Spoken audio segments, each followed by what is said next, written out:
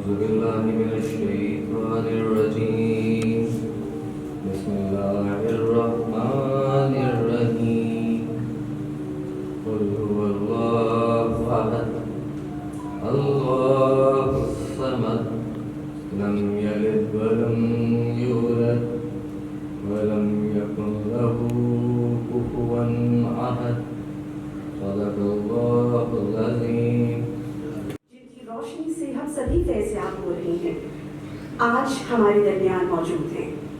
मेरी गुजारिश है कि स्टेज पर तशरीफ लाएं मोहतरम जलील आली साहब, डॉक्टर वहीद अहमद साहब, हमारे खुसूसी प्रोफेसर सी अजीज साहब और कुर्सी सदारत पर तशरीफ लाए मोहतरम इफ्तिखार आली साहब।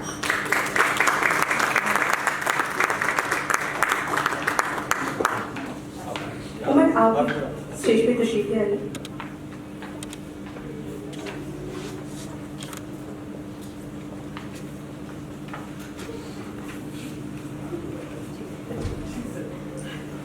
हाज़रीन कराम, किसी भी माशरे की खूबसूरती, नर्म मिजाजी, हसासियत और आला अखलाकी औसाफ का अंदाज़ा उस माशरे में मौजूद इल्मी अदबी शख्सियात और अदब दोस्त अवाम की तादाद से लगाया जाता है। जिस माशरे में इल्म अदब से मोहब्बत करने वाले खत्म हो जाएं, उस माशरे को सुरैया से ज़मी बुर्द होने में ज़्यादा दिन नहीं लगते। ये बात भी दुरुस्त है कि नफ्सा नफ्सी के इस दौर में अवामी तरजीहात मुतय्यन करने में बहुत से अवामी कारफरमा होते हैं, लेकिन बहैसियत मजमूई और इनफरादी इल्म परवर रुझानात हमवक्त माशरे की इस्लाह में कहीं न कहीं अपना किरदार अदा करते रहते हैं। डॉक्टर उमर अजीज भी इसी सोच और नजरिए को लेकर आगे बढ़े हैं और आप सबको आज इकट्ठा किया गया है। हम अपने रफ्तगान को याद रखना चाहते हैं, हम अपने रफ्तगान को याद रखना चाहते हैं, दिलों को दर्द से आबाद रखना चाहते हैं। बहुत रौनक थी उनके दम कदम से शहरे जामे, बहुत रौनक थी उनके दम कदम से शहरे जामे, वही रौनक हम उनके बाद रखना चाहते हैं। बहुत मुश्किल ज़मानों में भी हम अहले मोहब्बत, बहुत मुश्किल ज़मानों में भी हम अहले मोहब्बत वफा पर इश्क की बुनियाद रखना चाहते हैं। तो आज गुफ्तगू का सिलसिला हम शुरू करेंगे। सबसे पहले दरख्वास्त करूंगी काशिफ शाह साहब से, जो बन्नू से तशरीफ लाए हैं, अंग्रेजी अदब में मास्टर्स हैं, शोबा तदरीस से पिछले 6 साल से वाबस्ता हैं, शायरी में गज़ल, नज़्म और नस्री नज़्म में तबा आजमाई करते रहते हैं और खुतूत और तनक़ीदी मज़ामीन उनका खासा है। काशिफ आइए और हमें हमारे साथ शेयर कीजिए कि आज उमर अजीज की किताब के हवाले से आप क्या कहना चाहते हैं। आपकी भरपूर तालियों में। बिस्मिल्लाहिर्रहमानिर्रहीम। बहुत शुक्रिया। और जहाँ इतने बड़े लोग बैठे हुए हों, इनके सामने बोलना अपनी ज़ात में एक जसारत है और मैं कोई नकाद नहीं हूँ और ना ही मुझसे इस बात की तवक्को की जा सकती है, लेकिन मैंने जो लिखा है वो मेरे एहसासात हैं। तो अहले कमाल की तरफ से अगर इजाज़त हो तो कुछ पेश करूँ। मेरे नज़दीक शायरी की मिसाल एक इंतहाई ज़िद्दी, खुदसर, खुदपसंद और अनागीर हसीना की सी है। शायरी का भैद पाने की तमन्ना करने वालों लोगों को मुसलसल रियाजत और मुशक्क़त के ज़रिए से इस महबूबा को रिझाना पड़ता है, इसके पीछे जाना पड़ता है, यहाँ तक कि इंसान के पैर छाले पहन लें, इसको आवाज़ें देनी पड़ती हैं, यहाँ तक कि गले से खून निकलने लगे। ये सफ़र वजूदी और रूहानी वहदत के साथ पूरा इंसान मांगता है। मुसलसल काविश की जज़ा मरहलावार मिलती है। इल्तिफ़ात का पहला मरहला ये है कि ये बदमस्त हसीना हल्का सा पीछे मुड़कर एक मगरूर नज़र डालती है। दूसरा मरहला ये है कि ये अपनी रफ्तार अपना ताक़ुब करने वालों के साथ बांट लेती है। तीसरा मरहला ये है कि एक इज़्न अता करती है, ए जुनू ज़ात मेरे कदम से कदम मिला के चलो। आखिरी मरहला اور شعری سفر کی منزل اور معراج یہ ہے کہ یہ حسینہ شاعر پر اپنے بھید کھول دیتی ہے، اپنی آواز بخش دیتی ہے، گفتگو کرنے لگتی ہے۔ یہ وہ مقام ہوتا ہے جب شاعر اور شعر میں تفریق کرنا مشکل ہو جاتا ہے۔ ڈاکٹر عمر عزیز کی نظموں کا مجموعہ لکیروں پر نہیں چلتے اسی تعاقب کی ایک پرماجرا داستان ہے۔ ڈاکٹر صاحب کی شاعری کے بارے میں لکھنا ایک کٹھن مرحلہ ہے، کیونکہ مجھ ایسے لمحوں میں جینے والے آدمی کے لیے 4-5 سال کا دورانیہ بھی عرصہ دراز کے زمرے میں آتا ہے۔ لہٰذا میں یہ کہنے میں حق بجانب ہوں کہ ڈاکٹر عمر کے ساتھ اب عرصہ دراز کی رفاقت ہے، اتنی کہ اب ڈاکٹر عمر صاحب میرے عمر بھائی ہیں۔ ہم کئی پرفتنہ و پرشور ملاقاتیں برپا کر چکے ہیں، جن کی رودات یہاں سنانا اپنے سر الزام لینے کے مترادف ہے۔ ڈاکٹر ساجد اور ہماری دوست ہینا ان فتنہ بپائیوں کے گواہ اور شریک حال ہیں۔ ایسی صورت میں ہمیشہ یہ مشکل درپیش رہی کہ شعر اور شاعر کو کیسے جدا کیا جائے۔ میں ذاتی طور پر ڈیتھ آف دی آتھر کے ساتھ ساتھ ڈیتھ آف دی کریٹیک کا بھی قائل ہوں، اور یہ سمجھتا ہوں کہ قاری اور تخلیق کے درمیان کچھ بھی حائل نہ ہو۔ عمر عزیز کی نظمیں پڑھتے ہوئے میں نے کئی بار کوشش کی کہ شاعر کو رخصت کر کے شعر سے ملاقات کروں، لیکن یہ امید پر نہ آئی۔ عمر عزیز تمام تر وجودی اور روحانی وحدت کے ساتھ اپنے شعر میں موجود ہے۔ یہ آدمی یاروں کا یار ہے، پیشے سے جراح ہے، لیکن شوق رفوگری کا پال رکھا ہے۔ قاری کا سینہ کھولتا ہے اور اپنا شعر انڈیل کر رفو کرتا ہے اور رفو چکر ہو جاتا ہے۔ فرماتے ہیں قاری کا سینہ کھولتا ہے اور اپنا شعر انڈیل کر رفو کرتا ہے اور رفو چکر ہو جاتا ہے۔ فرماتے ہیں ہمیں اتارنا ہوگا خود اس کی پرتوں کو، ہمیں اتارنا ہوگا خود اس کی پرتوں کو، خدا نے چھیل کے سینے میں دل نہیں رکھا۔ لکیروں پر نہیں چلتے اپنی ذات میں ایک اندرونی کرب کی گواہی ہے۔ یہ کرب شاعر کے سینے سے یوں پھوٹتا ہے جیسے کوئی آفتاب کے سینے میں نیزہ مار کر تمام تر روشنی اور حرارت یکمشت برآمد کرنا۔ ساعت اولی سے شروع ہونے والا کرب رب بیت العتیق کے بھروسے پہ شاعر کے سینے سے خروج کرتا ہے اور 158 صفحات پہ مشتمل جہان حیرت کی سیر کراتا ہوا جانے کی اجازت لیتا ہے، اور ترکے کے طور پر اپنے خواب کاری کے دامن میں ڈال جاتا ہے۔ فرماتے ہیں میرے دیمک زدہ کچھ خواب رکھے ہیں، میرے دیمک زدہ کچھ خواب رکھے ہیں، میرے جیسے کسی متروک بوسیدہ بدن صندوق میں شاید، جسے خود بھول بیٹھا ہوں، اگر مل جائیں رکھ لینا، یہ میرا کل اثاثہ ہے، یہ میرا کل اثاثہ ہے۔ قاری کو ثروت مند بنانے کی خوش گمانی میں مبتلا کر کے بعد میں اعلان کرتے ہیں مگر مت دیکھنا ان کو، مگر مت دیکھنا ان کو، کہ ان کو دیکھتی آنکھوں میں دیمک راج کرتی ہے، اور ان کو دیکھنے والے بہت جلدی چلے جاتے ہیں جیسے میں۔ اللہ نہ کرے۔ عمر عزیز کا کمال یہ ہے کہ انہوں نے نہ صرف شاعری نام کی تند خو حسینہ کا قرب پایا ہے، بلکہ اس کو ہاتھ سے پکڑ کر اپنی دنیا میں لائے ہیں۔ اگر ایک طرف ماجرا یہ ہوا ہے کہ شاعر کا لہو اس حسینہ کی ہتھیلیوں پہ جمی حنا سے ہمرنگ ہوا ہے، شاعر کی دھڑکنوں کی لے اس حسینہ کے پیروں میں پڑی پائل کی چھن چھن میں ڈھل چکی ہے، تو دوسری طرف لیلائے حرف نے بھی پوری طرح وفا نبھائی ہے۔ شاعری نے وہی کہا جو شاعر نے کہنا چاہا۔ توحید کی یہی منزل ہوتی ہے جہاں شاعری کا ابلاغ جھرنے کی صورت میں پتھریلی بلندیوں سے نزول کرتا ہوا پاتال کی گہرائیوں میں گرتا ہے، مگر اپنی سندرتا کھونے نہیں دیتا۔ لکیروں پر نہیں چلتے کہ تمام اوراق میں شاعر ایک ڈیوائن چین آف وزڈم کی ایک مضبوط کڑی کے طور پر نظر آتا ہے۔ ایک ہاتھ میں ایک ہاتھ میں نرگس فاطمہ کی انگلی تھامے اور دوسرے ہاتھ میں انسانی گوشت کے لوتھڑوں سے بھرا مضبوط تھیلا پکڑے یہ شاعر عشق کے رموز سے بھی آگاہ ہے، استفسار کی جرت سے بھی لبریز ہے، ریت کے سانحوں سے بھی باخبر ہے، جرم آگہی کے مجرموں کے واجب القتل ہونے سے بھی آگاہ ہے، آئیوری کوسٹ کے ساحلوں پہ نوآبادیاتی نظام کے جبر کے نقوش بھی دیکھ رہا ہے، شہر گل کے کچلے گئے پھولوں کا نوحہ بھی زبان پر ہے، عالی مقام اساتذہ کی تکریم میں بھی مصروف ہے، رابرٹ فراسٹ اور منٹو سے بھی دعا سلام رکھتا ہے، ابابیلوں کے نہ آنے کی صورت میں موت کے ایام میں نظمیں بھی کہتا ہے۔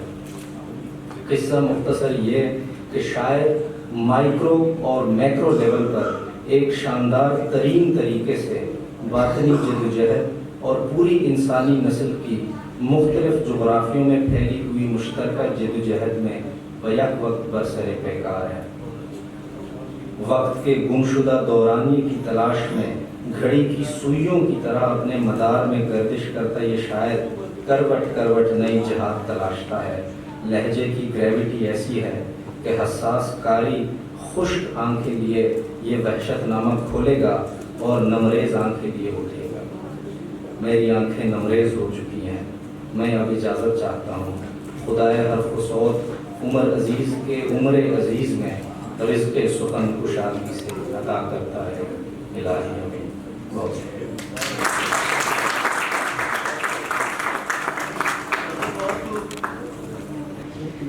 حاضرین کرام، میں اس وقت جس ہستی کو بلانا چاہتی ہوں ان کا نام ہی ان کی پہچان ہے۔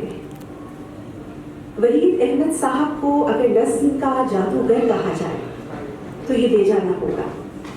وحید احمد صاحب کی نظم کا جادو قاری کو مرغوب ہے اور گزشتہ 2 دہائیوں میں ایسا پہلی بار ہو رہا ہے کہ نظم کا کوئی ایسا عمدہ شاعر ایسی گہری مگر آسودہ نظم کہہ رہا ہے کہ شاعری سے متنفر قاری دوبارہ اردو شاعری کی طرف نہ صرف لوٹ رہا ہے بلکہ روز بروز اردو نظم کی آن میں اضافہ بھی ہو رہا ہے۔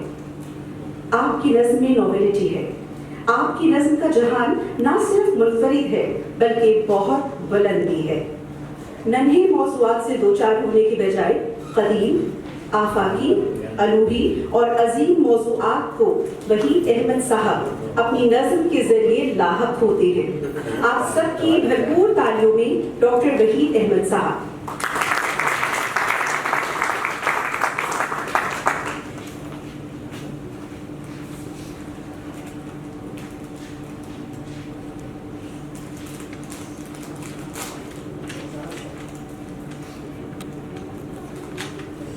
بسم اللہ الرحمن الرحیم۔ محترم صاحب صدارت، مہمانان خصوصی، مہمان نواز، آج کی تقریب جو ہے اس کی خبر میرے ساتھ دور دور پہنچ چکی تھی، تو نامساعد حالات کی وجہ سے بہت سے دوست نہیں آ سکے، لیکن اس کے باوجود اتنے دوست یہاں پہ تشریف لائے ہیں، اتنے معززین، وہ اس بات کی یاد کرتے ہیں۔ اصل میں جو تعارفی تقاریب ہوتی ہیں یا افتتاحی تقاریب، میرے خیال میں وہ ایک سیلیبریشن ہوتی ہے، وہ کوئی تنقیدی تقریب نہیں ہوتی۔ تو آج ہم ڈاکٹر عمر کو مبارک دینے کے لیے یہاں پہ حاضر ہوئے ہیں، کیونکہ نظم کی ایک بہت خوبصورت کتاب جو ہے وہ منصۂ شہود پہ آئی ہے۔ مجھے یہ اعزاز حاصل ہے کہ جب یہ کتاب مسودے کی شکل میں تھی تو اس وقت بھی میں نے اس کو دیکھا اور اپنا ایک حقیر نذرانہ حقیقت میں نے ڈاکٹر عمر کو پیش کیا۔ جب بھی کوئی نظم کی کتاب، خالص نظم کی کتاب، شدھ نظم کی کتاب آتی ہے تو مجھے بہت خوشی اس لیے ہوتی ہے کہ میں نظم کا طالب علم ہوں۔ ایک بار مجھے یاد ہے کہ میں میڈیکل اسٹوڈنٹ تھا، تو نون میم راشد صاحب کی کتاب ماورا مجھے ملی، تو وہ میں خرید کے جا رہا تھا، تو ایک جگہ پہ میوزک کی محفل تھی تو وہاں میں لے گیا، تو جو طبلہ بجا رہے تھے صاحب، انہوں نے جب دیکھا ماورا کو تو وہ رک گئے تو کہتے ہیں کہ کمال ہے، ماروا پہ بھی کتاب آ رہی. تو میں نے کہا خان صاحب یہ ماروا ہارٹ پہ کتاب نہیں ہے، یہ ماورا. تو ہم تو نظم کے لوگ ہیں، ڈاکٹر عمر ہوں یا میں ہوں. تو اس کتاب کے بارے میں بہت کچھ کہا جا سکتا ہے. اختصاص اس کتاب کا یہ ہے کہ جیسا اس کے نام سے ظاہر ہے، یہ اپنے آپ کو باقی شاعری سے الگ دکھاتی، جس میں ڈاکٹر عمر عزیز کا اپنا ذاتی ایک جو مشاہدہ ہے جو کہ باقی کتابوں سے بہت مختلف ہے، باقی شاعروں سے بہت مختلف ہے. اور اس گلوبلائزڈ دنیا میں جہاں کے مضامین کا اتنا تنوع ہے، وہ خواہ ہمارے ملک میں ہو یا ملک سے باہر، تو دونوں طریقے سے عمر نے اس سے اقتصاد کیا ہے، فیض لیا ہے، کشید کیا ہے اور اپنی نظموں میں ان کو ڈھالا. مثلاً آپ یہ منڈو پہ جو انہوں نے نظم لکھی ہے وہ اتنی شدید ہے، یا واجب القتل، یہ اتنی کٹیلی نظمیں ہیں کہ ان کو پڑھ کے ان کا جو اندازہ بیان ہے اس کا اندازہ ہوتا ہے.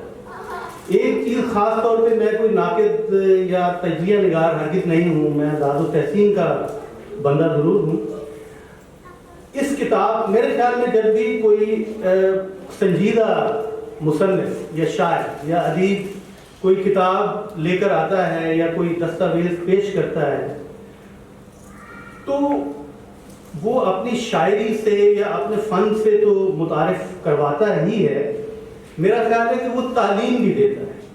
اچھی کتاب تعلیم بھی دیتی ہے، وہ صرف ہماری جو حل جو ہے لطف اٹھانے کی اسی کو مطمئن نہیں کرتی، وہ ایک تعلیم اور تدریس کا ذریعہ بھی ہے. مثلا ان کی اسی کتاب میں جب ہم باہر کے مصنفین کی نظموں کا ترجمہ پڑھتے ہیں تو ایک نہایت خوشگوار حیرت ہوتی ہے. باہر کی زبان کی جو نظمیں ہیں اس کا ترجمہ کرنا کوئی آسان کام نہیں ہے. میں نے کوشش کی ہوئی ہے اپنے طور پہ، اس لیے میں جانتا ہوں. خاص طور پہ جب آپ وزن میں یا بحر میں اس کا ترجمہ کرتے ہیں، نثر میں کرنا ذرا آسان ہوتا ہے. تو اس کے لیے آپ کو سب سے پہلے تو ان نظموں کو اپنے اندر ایبزارب کرنا پڑتا ہے. You have to live with those poems. اس کے بعد آپ اس کو ڈالتے ہیں اپنی زبان میں. اب انہوں نے ہینلے یا رابرٹ فراسٹ، جان کیٹس اور بائرن، ان کی نظموں کے تراجم انہوں نے اتنی خوبصورتی سے کیے کہ پڑھ کے خوشی ہوتی ہے. اور مثلا میں ایک مثال آپ کو دیتا ہوں کہ رابرٹ فراسٹ کی ایک نظم ہے جو کہ ان کی کلیکشن ماؤنٹین انٹرول سے انہوں نے دی ہے، روڈ ناٹ ٹیکن. یہ ایک چھوٹی سی نظم ہے، 4 سٹینزاز کی نظم ہے. اور اس میں وہ یہ بتاتے ہیں کہ 2 راہیں ہیں جنگل کی، اور میں دونوں کو دیکھ رہا ہوں کہ میں کون سا راستہ اختیار کروں. جبکہ دونوں راستے مجھے بلا رہے ہیں تو میں ایک ایسا راستہ اختیار کرتا ہوں جو کہ لوگ نہیں کرتے، اور پھر میں سوچتا ہوں کہ میں دوسرا راستہ پھر کبھی اختیار کر لوں گا. لیکن جب ایک راستہ پہ راہ رو چلنا شروع کر دیتا ہے تو اس کی تو شاخیں پھوٹتی چلی جاتی ہے اور زندگی گزر جاتی ہے. اس کے بعد کہاں دوسرا راستہ جو ہے وہاں جانے کا اتفاق ہوتا ہے. تو یہ بیک گراؤنڈ وہ لکھتا ہے فراسٹ کہ I shall be telling this with a sigh. Somewhere ages and ages hence, 2 roads diverged in a wood, and I took the less traveled by, and that has made all the difference. اب اس کو ترجمہ کرتے ہیں.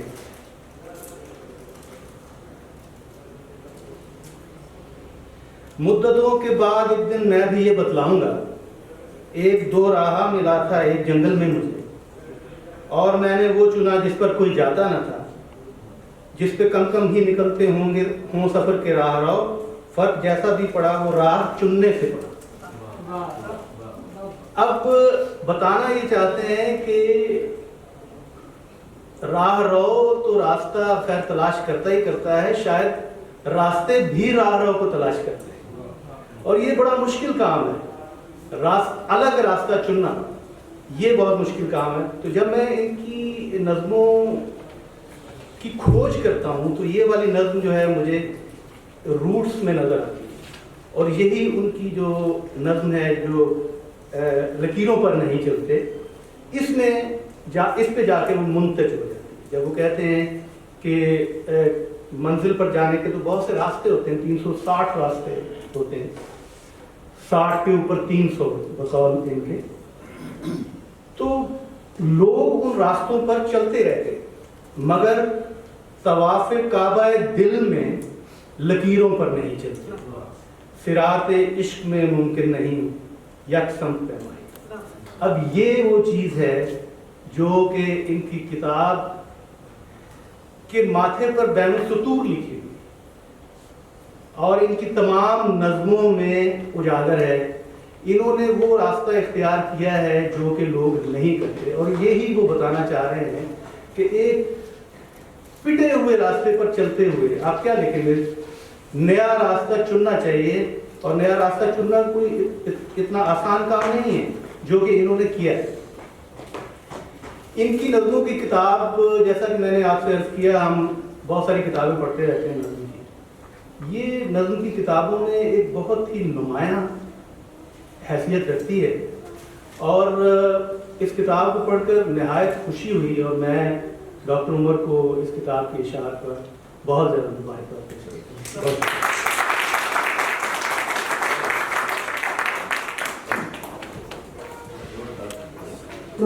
عشق خود سکھاتا ہے ساری حکمتیں عالی, نقد دل کسے دینا بار سر کہاں رکھنا. جی ہاں ساتھیو, اس بے حد خوبصورت شعر کے خالق محترم جلیل عالی صاحب پاکستان کی ادبی و شعری افق پر ایک نمایاں نام ہیں, جنہوں نے ایک عمر شعر و ادب کی آبیاری کی.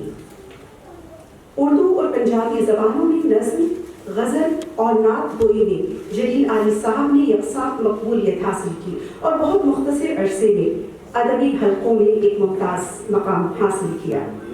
میں ایک خاکہ پڑھ رہی تھی, سلمان باسط صاحب ہمارے بڑے مشہور رائٹر, انہوں نے جلیل عالی صاحب کے لیے لکھا, ایک شخص کنویں کے کنارے بیٹھا ہوا اندر جھانک رہا تھا اور 25-25 پکارے جا رہا تھا. قریب سے ایک شخص گزرا, اس نے کنویں کے کنارے بیٹھے شخص سے استفسار کیا کہ بھائی یہ کیا 25-25 کی رٹ لگا رکھی ہے. کنویں والے نے کوئی جواب دیے بغیر اندر جھانکا اور 25-25 کہتا رہا. راہگیر نے فوراً اسے دھکا دے کر اندر گرا دیا اور بآواز بلند پکارنے لگا 26-26. سو بھائیو, ایک دن جلیل عالی صاحب مجھ سے پوچھ بیٹھے کہ اب تک کتنے خاکے لکھ چکے ہو, جس کا سادہ سا نتیجہ یہ ہے کہ آج میں بھی 26-26 پکار رہا ہوں.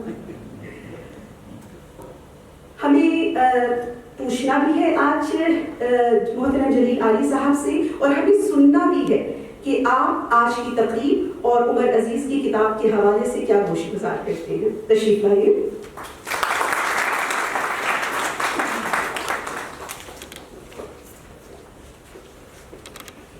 بسم اللہ الرحمن الرحیم. صاحبان اسٹیج و معزز خواتین و حضرات, میں اس کتاب کے کتابی شکل میں آنے سے پہلے بھی اس کتاب سے شناسائی رکھتا ہوں, مگر کتابی شکل میں پڑھنے کا تجربہ ایک مختلف تجربہ ہوتا ہے. بلکہ جب میں ذرا بے چین ہو رہا تھا, میں نے کہا آپ کی کتاب چھپی مجھ تک پہنچی نہیں, تو آپ کہنے لگے کہ آپ کی تو نظر سے ساری چیزیں گزر گئی ہوئی ہیں. میں کہ یار وہ نظر اور ہوتی ہے, میں ایک قاری کی طرح پڑھنا چاہتا ہوں آپ کی کتاب کو, مجھے کتاب پر وقت ملنی چاہیے. تو پھر ظاہر ہے میں اس تجربے سے گزرا.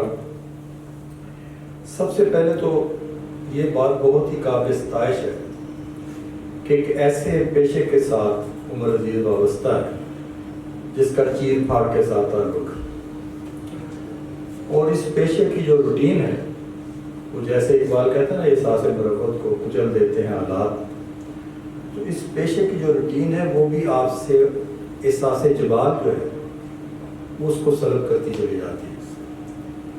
تو اس لیے عمر عزیز طرح کے بندے کو दोहरी लड़ाई लड़ना पड़ती है। एक अपने पेशे की रूटीन से, जो उसके अंदर जो नरमाहटें हैं, जो लताफतें हैं, जो खूबसूरतियाँ हैं, उनके लिए एक चैलेंज की हैसियत रखता है, और दूसरा फिर अपने इर्द गिर्द इसी शोबे में जमालियाती एक्टिविटी करने वाले जो दूसरे लोग हैं, उनका सफ़र की रफ्तार को सामने रखना, मायार को सामने रखना और अपने लिए जगह बनाने की कोशिश करना। गज़ल भी कहते रहे, मगर ये किताब खालिस नज़मों की किताब है। अभी डॉक्टर वहीद साहब ने गुफ्तगू की, हमारी नज़म के बहुत मुमताज़ नाम हैं, और वो ज़ाहिर है कि मैं ये कहा करता हूँ कि सिक्काबंद नकातों से हटकर जब भी कोई तख्लीक़कार कोई तनकीदी नुक्ता बयान करता है, तो वो यूं कूज़े में दरिया बंद करता है कि वो एक किताब में निकल सकती हैं, उसमें से तनकीद निगारों के लिए सजेशंस होती हैं, क्योंकि जिस तख्लीकी कर्ब से एक तख्लीक़कार गुजर कर ये काम करता है, नक्कादों को तो वो नसीब नहीं होता, उस ट्रांस में जाना उनके लिए मुश्किल होता है। तो उनके लिए बहुत सारी बातें ऐसी मिल जाती हैं तख्लीक़कारों के इंटरव्यूज़ में, उनकी गुफ्तगुओं में, जो मिशल राह हो सकती हैं तनकीद के लिए। तो आज भी आपने देखा कितनी खूबसूरत बातें वहीद अहमद साहब ने की।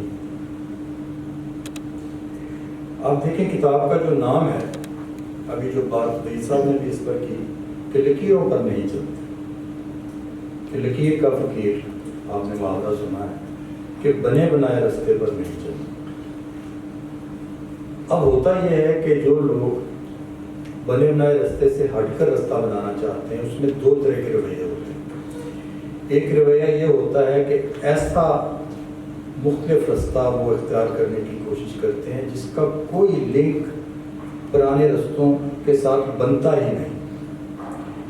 तो गोया ये एक ऐसी कोशिश होती है जो रायगा चली जाती है, इसलिए कि क़ारीन के साथ रेपो नहीं बन पाती। जो क़ारीन का पहले तजर्बा है और जो उनका ज़ौक़ है, जो उसकी सतह है, जो एक तसलसल में रवायत में चला आ रहा होता है, उसके साथ कोई ना कोई लिंक रख कर नया रास्ता बनाना पड़ता है। तो ये बहुत ही, ये समझ लें कि बहुत बारीक तार पर चलने वाली बात होती है, और ऐसे कई तजर्बे नाकाम हुए जिन्होंने बिल्कुल अपने आप को कहा हम तो रवायत को घास नहीं डालेंगे। जैसे आप देखें, वहीद साहब मेरी तारीफ करेंगे, इफ्तिखार जालिब जो इंसानी तश्कीलात के दावेदार थे, तो उन्होंने जो किताब लिखी माखज़, वो मैं कभी कभी मजाक में कहा करता हूँ कि वो माखज़ ऐसी किताब है कि फरिश्ते अज़ाब के तौर पर इफ्तिखार जालिब को कब्र में सुना रहे हों। तो वो कुछ समझ नहीं आता। तो हमारा उनके साथ डायलॉग भी रहा जब हम यूनिवर्सिटी में थे, तो हमने कहा करते थे कि देखें, ये इस तरह की हरकतों से ज़बान नई तश्कील नहीं पाती। आपके पास कोई बड़ी तख्लीकी वारदात हो तो उसके ज़ोर से ज़बान खुद बदल जाती है, वो अपना खुद लेके आती है मजाज। जैसे बाले जबरील है अल्लामा इकबाल, आपने देखा कि बाले जबरील वाली जो ज़बान है, उससे पहले क्या गज़ल ने वो ज़बान देखी थी कि ये कायनात अभी नातमाम है, शायद क्या रही है दमादम सदाए कुन फयकुन। तो इकबाल ने तो एक मर्दाना तवानाई दे दी उर्दू ज़बान को, बहुत बड़ा एहसान इकबाल ने हमारे ऊपर ये किया। तो अब इन्होंने इस बात का लिहाज रखा। मैं ये इसे कहा करता हूँ कि ये तख्लीकी तसलसल जो होता है, आपकी रवायत का तख्लीकी तसलसल में शायरी करना, तो रवायत का तख्लीकी तसलसल कोई आसानी से हाथ में नहीं आता, इसलिए कि जिस रवायत के जिस तख्लीकी तसलसल की मैं बात कर रहा हूँ, वो तो गालिब की 10-12 गज़लें और मीर की 15-20 गज़लें और इकबाल की 10-12 चीज़ें, टॉप की जो चीज़ें होती हैं, वो रवायत का जीनियस बनाती हैं। रवायत का जौहर जो है उनसे तश्कील पा रहा होता है, बड़ी लेयर होती है रवायत। तो उसके साथ हम आहंग होकर जब कोई बात करेंगे तो वो ज़मीनों और ज़मानों को क्रॉस कर जाती है, वो उनकी पाबंदी में नहीं रहती, आगे निकल जाती, वक्त से आगे निकल जाती। अब मैं इनके मौज़ूआत की बात करना चाहता हूँ, जो बहुत ख़ास बात है उनकी शायरी में मुझे नज़र आई कि मौज़ूआत में बड़ा तनव्वुर है। میں ہر نظم کی جو مدارجات ہیں ان کے بارے میں تو بات نہیں کر سکوں گا، وہ لمبی بات ہو جائے گی. میں نے صرف کیٹیگرائز کی ہیں ان کی نظمیں.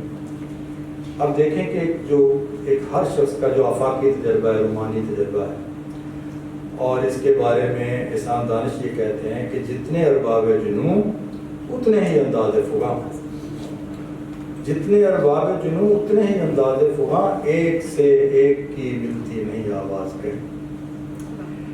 تو یہ کبھی تجربہ پرانا نہیں ہوتا محبت کا، اور ہر شخص یہ سمجھتا ہے کہ میں یونیک تجربے سے گزر رہا ہوں، اور اس میں کوئی یونیکنیس ہوتی بھی ہے کہ پسند اس کو تکرار کی خو نہیں کہ تو میں نہیں اور میں تو نہیں، اس لیے اس میں ایک یونیکنیس ہوتی.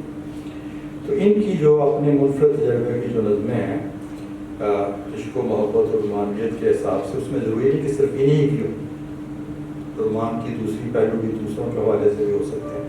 تو اس میں زمستان نظم ان کی ہے، اس نے پھول بھیجے ہیں، تمہارا عشق باقی ہے، مسکراؤ، محبت کی باتیں، مشترک اور روشنی دل، جو خاص اس دائرے میں آتی ہے. پھر ایک اور بھی تخلیق کاروں کا کامن تجربہ ہوتا ہے کہ وہ جب تخلیقی عمل سے گزرتے ہیں، اس کو انہوں نے بڑا اچھا ایک نام دیا. کیا حضر؟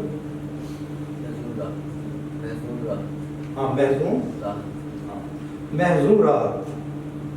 بڑی اچھی ترکیب کہ اس کو پرانے ہمارے جو تنقید میں کہا کرتے تھے درد بے وجہ، کہ پتہ نہیں چلتا. جیسے کوئی مریض جاتا ہے ڈاکٹر کے پاس، تو وہ کہتا ہے تمہیں کیا؟ کہتا ہے بس مجھے کچھ ہوتا ہے، مجھے پتہ نہیں چلتا کیا. تو شاعر ادیب کو بھی ساری عمر نہیں پتہ چلتا کہ جب اس کے اوپر تخلیقی بے چینی طاری ہوتی ہے تو کیوں ہوتی ہے اور کیا ہے چیز. اسی کی تلاش میں وہ یہ سارا کام کرتا چلا جاتا ہے، ہر نئی چیز لکھتا ہے. پھر اسے پتہ چلتا ہے کہ وہ بات تو میرے ہاتھ نہیں آئی، پھر اور چیز لکھتا ہے، پھر اور چیز لکھتا ہے. یہ سفر ساری وہ اس کا جاری رہتا ہے. اور حالی کی طرح سے کہ نیا ہے لیجیے جب نام اس کا، بہت وسعت ہے میری داستان، یہ داستان کبھی ختم نہیں ہوتی. تو ان میں انہیں اپنے تخلیقی عمل، اپنے وجودی کرب کے حوالے سے جو نظمیں کہی ہیں، یعنی جو تخلیقی عمل سے تعلق رکھتی ہیں، ان میں وگرنا مارنا پڑتا، یہ منٹو کے حوالے سے میں جو کہی جس کا ذکر ڈاکٹر صاحب نے بھی کیا. موت کے دنوں میں لکھی ہوئی نظم، کیوں اذیت چنوں تو کیا برا ہے، نظم سے پہلے اور زندانی، یہ نظمیں نمائندہ نظمیں اس حوالے سے. پھر ظاہر ہے کہ شاعر ایک معاشرے کا باسی ہوتا ہے، وہ بے تعلق نہیں رہ سکتا ارد گرد سے. تو معاشرتی حوالوں سے، معاشی حوالوں سے، نامواریوں کے حوالوں سے، ظلم و ستم کے حوالے سے، ان کے ہاں جو نظمیں جو موضوع بنے ہیں، یہ سبجیکٹ جن نظموں میں، ان نظموں میں یہ نمائندہ نظمیں ہیں نرگس فاطمہ، تھیلا آدمی، بڑی عمدہ نظم ہے تھیلا آدمی، اور نئی عورت، اے میرے شہر ستم، کسی کو کچھ نہیں ہوتا، واجب القدر اور طفل خود، چھوٹا بچہ. پھر تہذیبی پہلو آتا ہے. یہ سارے انسانی وجود کے مختلف پہلو ہیں. میرا ایک خیال یہ بھی ہے کہ ایک بڑی شاعری کا معیار یہ بھی ہوتا ہے کہ آپ یہ دیکھیں کہ وہ شاعر وجود کی کتنی سطحوں پر، کتنی جہتوں پر زندہ ہے، اور ان جہتوں میں وہ ہر جہت چاہے گہرائی میں جا رہی ہے، چاہے وہ عمودی، چاہے وہ دوسری سطح پر جا رہی ہے، تو وہ کتنا پوئٹیفیکیشن قائم رکھتا ہے. بہت سارے شعراء جیسے پروین شاکر کا ایک تجربہ آپ کے سامنے ہے کہ جب تک وہ رومانوی نظمیں لکھتی رہی، وہ بہت جاندار نظمیں لکھتی. وہ جیسے ہی سوشل پولیٹیکل کنٹینٹ شامل کرنے لگی تو اس میں وہ پوئٹیفیکیشن کا لیول قائم نہیں رہا. اس حوالے سے آپ اقبال جیسے اور غالب جیسے والدات جو ہے اس کی ورث کا اندازہ لگا سکتے ہیں کہ آفاقی اور کائناتی اور ماحولیاتی مسائل کے باوجود ان کی پوئٹیفیکیشن میں کمی نہیں ہے. تو کتنا بڑا کنٹینٹ کتنی بہتر کوڈیفیکیشن میں آپ بیان کر سکتے ہیں، یہ شاعر کا ایک بہت بڑا ٹیسٹ ہوتا ہے۔ تو ان کے ہاں بھی وجود کی ایک سے زیادہ سطحیں ہیں، وہ بیدار ہیں، اور یہ جو تہذیبی پہلو سے ان کی نظمیں سامنے آتی ہیں اس میں المیہ ہے، تجزیہ کار ہے، عصر آخر ہے، کتب فروش ہے، کہ جیسے آپ نے دیکھا کہ کیسے اب کتاب جو ہے وہ حاشیے پر چلی جا رہی ہے، اور سی ڈیز اور انٹرنیٹ اور سافٹ ویئر جو ہیں یہ سامنے آ رہے ہیں، اور اب کتابوں میں بھی آپ جو کتابوں کی دکانیں تھیں وہ نیچے کتابیں طے خانوں میں چلی گئی ہیں، اوپر سی ڈیز یا اور چیزیں۔ دیکھنا تو پڑتا ہے کہاں جاؤں، کربلا مسلسل ہے، گنتی گت اور گیان، شیشی جنون کے اس پار پرکھوں کی اترن۔ اور اسی طریقے سے یہ خوبی ایک اور مرض جس کی جو مجھے زیادہ اچھی لگی کہ یہ ہماری فکری تہذیبی روایت کی کلیت میں جینے کا جتن کرتے ہیں۔ آپ نے دیکھا کہ ہمارے ادب میں ایک بہت بڑی تحریک چلی جس نے ہمارے ادب کو جتنا اس نے متاثر کیا شاید ہی کسی اور تحریک نے متاثر کیا ہو۔ اس تحریک کا نام ہے ترقی پسند تحریک، مگر اس سے ایک خامی رہ گئی، ایک خانچہ رہ گیا کہ اس نے ہماری فکری تہذیبی روایت کا جو اسپرچل پہلو تھا، تہذیبی پہلو تھا، اس سے صرف نظر کر لیا اپنی ایک منطق کا اسیر ہو کے کہ ہم تو ساری دنیا کے مزدوروں کو اکٹھا کر رہے ہیں، تو ہم ان دائروں سے، یہ جو مذہب کے دائرے ہیں، ان سے ہمیں اوپر اٹھنا چاہیے۔ یہ سمجھنے سے قاصر ہے کہ مذہب کا ایک تہذیبی دائرہ بھی ہوتا ہے، اور وہ جو تہذیبی دائرہ ہوتا ہے اس میں انسان ایک بے ساختہ انداز میں لیونگ کر رہے ہوتے ہیں۔ وہ جو بے ساختہ سطح ہوتی ہے انسانی وجود کی، تہذیبی جو سطح ہوتی ہے، اس سے اعتناق کرنا چاہیے۔ تو آپ کو پتہ ہے کہ پہلے شروع میں نعت ان کے پرچوں میں شامل نہیں ہو سکتی۔ ہمارے ایک بہت بڑے نعت نگار تھے ارجن رومانی، وہ نعت لے کے گئے پرچے کے پاس، تو انہوں نے کہا کہ تو ہم تو اس طرح کی چیزوں کو نہیں چھاپ سکتے، ورنہ تو ہمیں کارل مارکس پر بھی نظم چھاپنی پڑے گی، ہمیں لینن پر بھی نظم چھاپنی پڑے گی۔ تو آپ نے دیکھا کہ تشکیل پاکستان کی بہت ساری برکات میں سے ایک برکت یہ بھی ہے کہ خود بخود پہلے تو اقبال کے مجموعی تجربے میں واردات میں نعت موجود تھی کہ سرما نہ کر سکا اپنا خیرہ نہ کر سکا مجھے، جلوہ دانش فرنگ سرما ہے میری آنکھ کا خاک مدینہ اور نجف۔ اس لیے کہ ہر جو بڑا ادب ہوتا ہے اس ادبی روایت کے پیچھے ایک تصور انسان ہوتا ہے، مثالی انسان کا تصور۔ اگر بدھ لٹریچر ہوگا تو اس کے پیچھے گوتم بدھ، اگر مسیحی لٹریچر ہے تو اس کے پیچھے مثالی انسان کا تصور عیسیٰ کا آرکیٹائپ آئے گا۔ تو مسلمانوں کے کسی بھی زبان کا ہمارا ادب ہوگا تو اس کے پیچھے مثالی انسان کا جو تصور ہے رسول اللہ صلی اللہ علیہ وسلم کا پیکر جو ہے اس میں ریفلیکٹ ہوتا۔ تو ظاہر ہے کوئی بھی لٹریچر کا بندہ تصور انسان کے بغیر لٹریچر تخلیق ہی نہیں کر سکتا، اس لٹریچر کو وہ حاصل نہیں کرتا۔ تو اب ہوا یہ کہ پاکستان بننے کے بعد آپ نے دیکھا کیسے خود منیر نیازی کی شاعریوں میں، غزلوں میں یہ شعر آ گئے، پھر ہو گئے اس میں محمد و بستیوں میں مزید، قدیم یاد نئے مسکنوں سے پیدا ہو، بیٹھ جائیں سایہ دامان احمد میں مزید، اور پھر سوچیں وہ باتیں جن کو ہونا ہے۔ تو ہمارے دو چار بندے جو ہماری تخلیقی روایت کی کلیت کے نمائندہ ہیں، ایک تو ہمارے سامنے تشریف فرما ہے اپنے افتخار عارف صاحب، کہ جو پوری اپنی فکری تہذیبی روایت کی پاسداری کے ساتھ اپنی تخلیقی عمل میں شریک ہیں۔ تو مجھے بڑی خوشی ہوتی ہے جب مجھے کوئی ایسا تخلیق کار ملتا ہے جو کوئی کھڑکی اپنی کلی تہذیبی فکری روایت کی اپنے اوپر بند نہیں کرتی، تو ایک کلی انسان کی طرح سے جیتا ہے۔ تو مجھے ان کے یہاں ایسی چیزیں نظر آئیں، تو روحانی اور مابعد طبیعتی جہت سے ان کی جو نظمیں استفسار، انکار، ابابیلیں نہیں آتی، اس لفظ سے ہی آپ کو پتہ ہے کہ کیسے ہماری نظم روایت سے متعلق ہے یہ لفظ، ابابیلیں نہیں آتی۔ اچھا، پھر ہے ان کی لافانیت کی موت، وقت کا گمشدہ دور ہے کیا دورانیہ، وقت کا گمشدہ دورانیہ، تقدیر، حاضری، اب رسول اللہ صلی اللہ علیہ وسلم کے وہاں یہ کیا ہے مدینہ شریف، بنائے ہستی دعا دلوں کے تالے، یہ دلوں کے تالے بھی قرآن حدیث سے آیا ہوا ہے، وہ دلوں پر تالے کفر پڑ جاتے ہیں۔ تراجم کی بات ڈاکٹر صاحب نے کر دی، بہت اچھا لگا۔ ایک بات اور جو جس روایت کے میں نے ابھی شروع میں کی تھی کہ روایت کے تخلیقی تسلسل میں شیئر کیا، تو اس میں یہ ہے کہ ہماری نظم جہاں سنبھل نہیں سکی، بہت اچھی اچھی نظمیں لکھی گئی اور لکھ رہے ہیں لوگ، لیکن اب ایک نظم کی کنوکشن بن گئی ہے کہ نظم مبہم ہونی چاہیے، ابہام ہونا چاہیے، سٹریٹ نہیں ہونی چاہیے، وہ اس کا کوئی ابلاغ کی سطح موجود نہیں ہونی چاہیے۔ گویا اگر نظم میں ابلاغی سطح موجود ہے تو یہ نظم کی خرابی ہے، مگر یہ نقطہ، اس نقطے سے غفلت برتنے کی وجہ سے یہ بات ہوئی کہ ابہام میں اور تہہ داری میں فرق ہے۔ ایک ابلاغ کرنے والی نظم کئی تہیں رکھ سکتی ہے، جیسے کہ میر تقی میر کہتا ہے طرفیں رکھے ہیں ایک سخن چار چار میر۔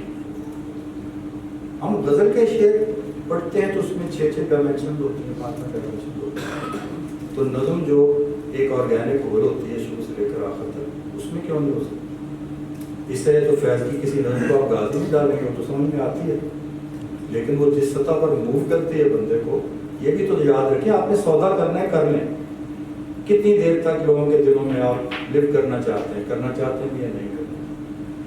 تو ان کی نظم اس اعتبار سے ایک ذمہ دارانہ نظم ہے کہ جو اپنے قاری کے ساتھ ایک رابطہ پیدا کرتی ہے اور قاری کو یعنی اس کی تخفیف نہیں کرتی۔ قاری کی اس وقت بھی تخفیف ہوتی ہے جب آپ بہت ہی تشریح کے ساتھ بات کرنے لگ جائیں، تو گویا قاری پر آپ کا اعتماد ہی نہیں،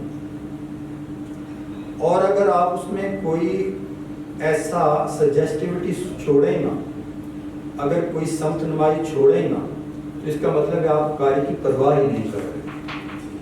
تو میں بہت مبارک دیتا ہوں، باتیں تو میری ختم نہیں ہوں گی، تو انشاءاللہ پھر بہت بہت شکریہ، بہت مبارک۔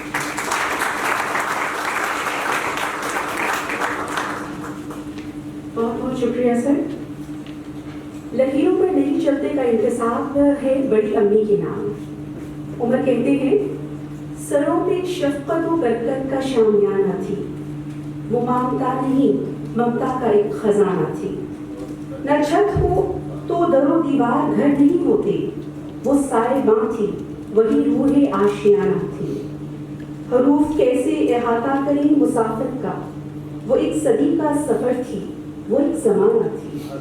آج بڑی ابھی تو ہم میں موجود نہیں، لیکن ہماری خوش قسمتی کہ ہمارے درمیان موجود ہیں عمر عزیز کی والدہ صاحبہ محترمہ مسز سی عزیز صاحبہ کا نام تعلیمی حلقوں میں کسی تعارف کا محتاج نہیں۔ آپ کا تدریسی سفر عرصہ 30 سال پر محیط ہے، جس میں انہوں نے لاتعداد نوجوان اساتذہ کو علم تدریس سکھایا۔ آپ شعبہ اردو سے منسلک رہی، PAF کالج آف ایجوکیشن میں بطور صدر۔ آپ کی 3 کتابیں آ چکی ہیں، اپنے زمانے کی بہترین مقررہ اور صداکارہ رہ چکی ہیں، اور انہی کے 2 اشعار میں آپ سب کی خدمت میں پیش کرنا چاہوں گی۔ پھر سے انداز تکلم کے سہانے لے کر وہ میرے سامنے بیٹھا تھا بہانے لے کر، درد دیتے ہوئے ہاتھوں میں جو مرہم دیکھا، لوٹ آئی ہوں وہی زخم پرانے لے کر۔ آج ہمیں بہت امید ہے کہ کوئی زخم نہیں، آج تو خوشیاں ہی خوشیاں آپ لے کر آئی ہوں گی، اور میں چاہوں گی کہ آپ تشریف لائیں اور عمر کے حوالے سے آپ سے بہتر بات کون کر سکتا ہے۔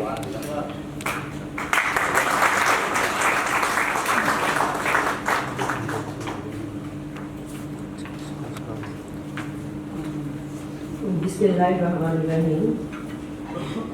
آج کے اس پرمسرت اور پرعزت میری زندگی کی بہترین تقاریب میں سے یہ تقریب میرے لیے بہت ہی اہمیت کی حامل ہے کہ میں یہاں پر ایک شاعر کی والدہ کی حیثیت سے کم اور ایک تربیت گاہ کی حیثیت سے اپنے آپ کو زیادہ محسوس کرتی ہے، جو کہ میری دوست احباب جو ہیں ان کا کہنا یہی ہے۔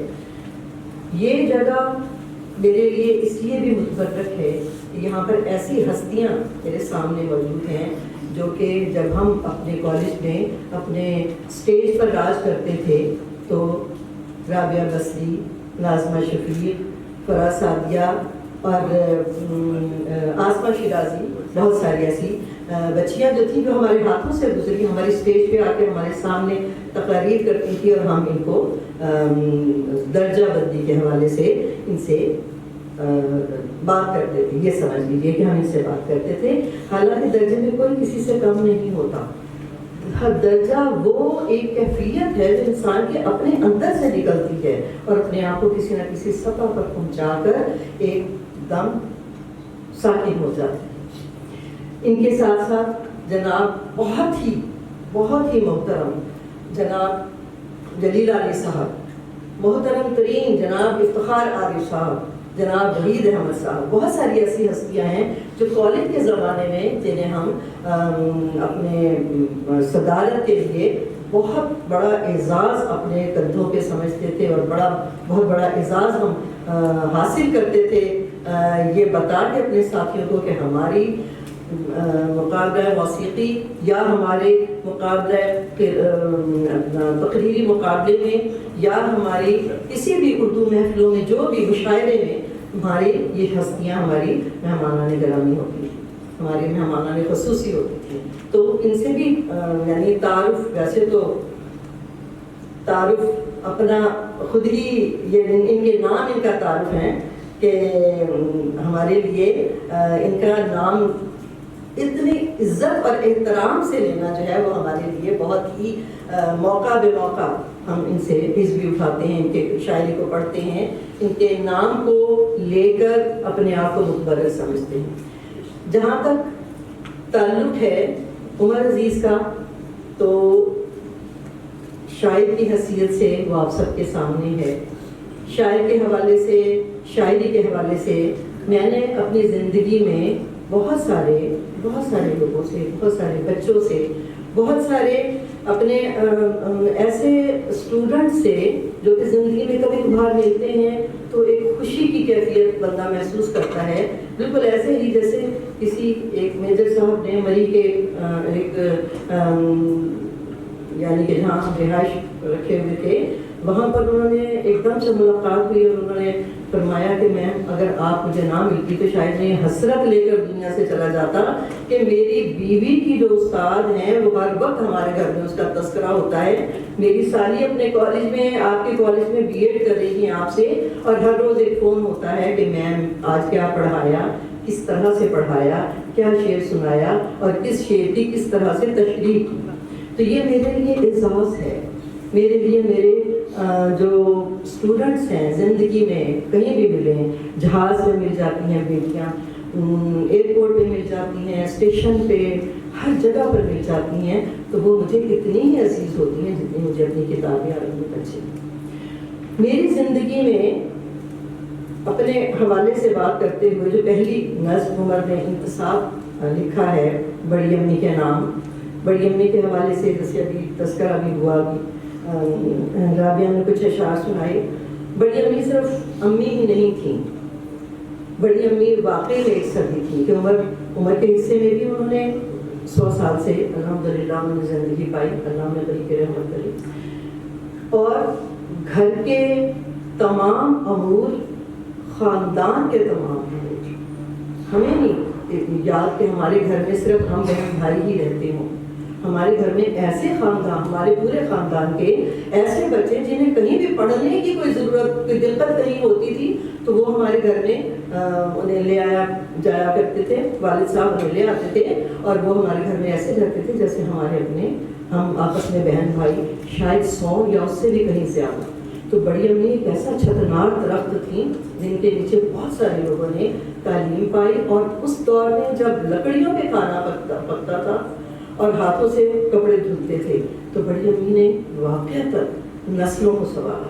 ان کے ہاتھوں کے ان کے دستے شفقت میں پلے ہوئے بچے، پڑھے ہوئے بچے جو ہیں وہ آج بہت اچھی پوسٹ پہ متعین ہیں. تو وہ بھی ان کے لیے یقیناً اتنی ہی دعا کرتے ہوں گے جتنی کہ ان کے نواسیوں کے پوتے پوتی ہیں.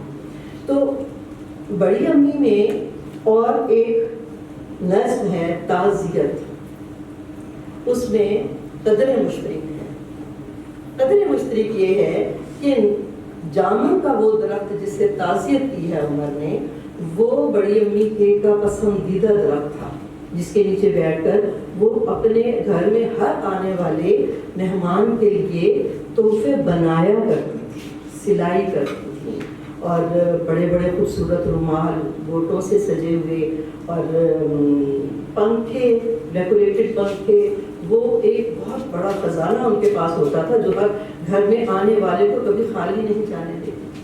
تو وہ ایک ایسا چھتنار درخت تھی جن کا سمبل ہماری زندگی میں جامن کے درخت سے جڑ گیا. اور جب وہ گھر بکا تو 5 سال تک میں اس سڑک سے نہیں گئی، کیونکہ وہ گھر، اس کا دروازہ، اس کے لوگ، وہ میرا خیال ہے کہ وہ ہمارے ہم بہن بھائیوں میں سے کسی سے بھی خیالات میں بھی الگ نہیں ہوں گی. تو بڑی امی کے نام جو انتصاب کیا، میرا خیال ہے کہ ان کے ایک نواسے نے ان کا حق ادا کر دیا.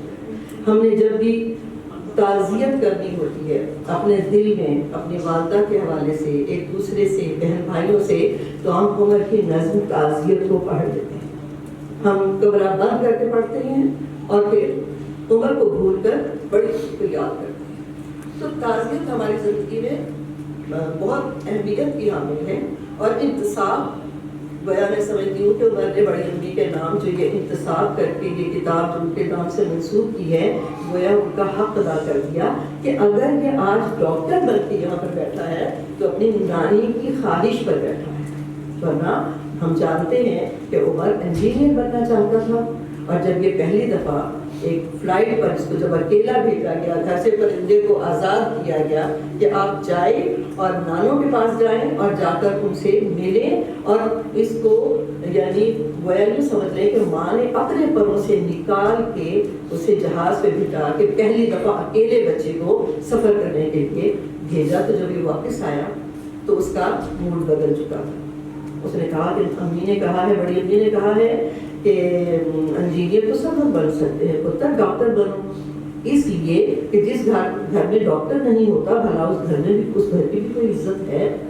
اس لیے کہ ہمارے خاندان میں ڈاکٹر، لڑکے ڈاکٹر ہوتے تھے، لڑکیاں BA کر کے فارغ ہو جاتے تھے. آگے کی تعلیم کا تصور نہیں تھا. عمر ایک باغی ماں کا باغی بیٹا ہے.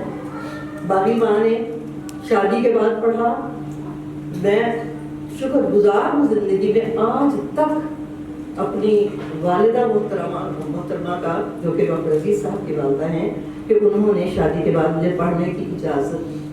اور میں شکر گزار ہوں اور بہت خوش قسمت تصور کرتی ہوں اپنے آپ کو کہ میں ڈاکٹر عزیز صاحب کی شریک حیات ہوں. انہوں نے مجھے صرف نہ صرف پڑھنے کی اجازت دی بلکہ میری مدد کی.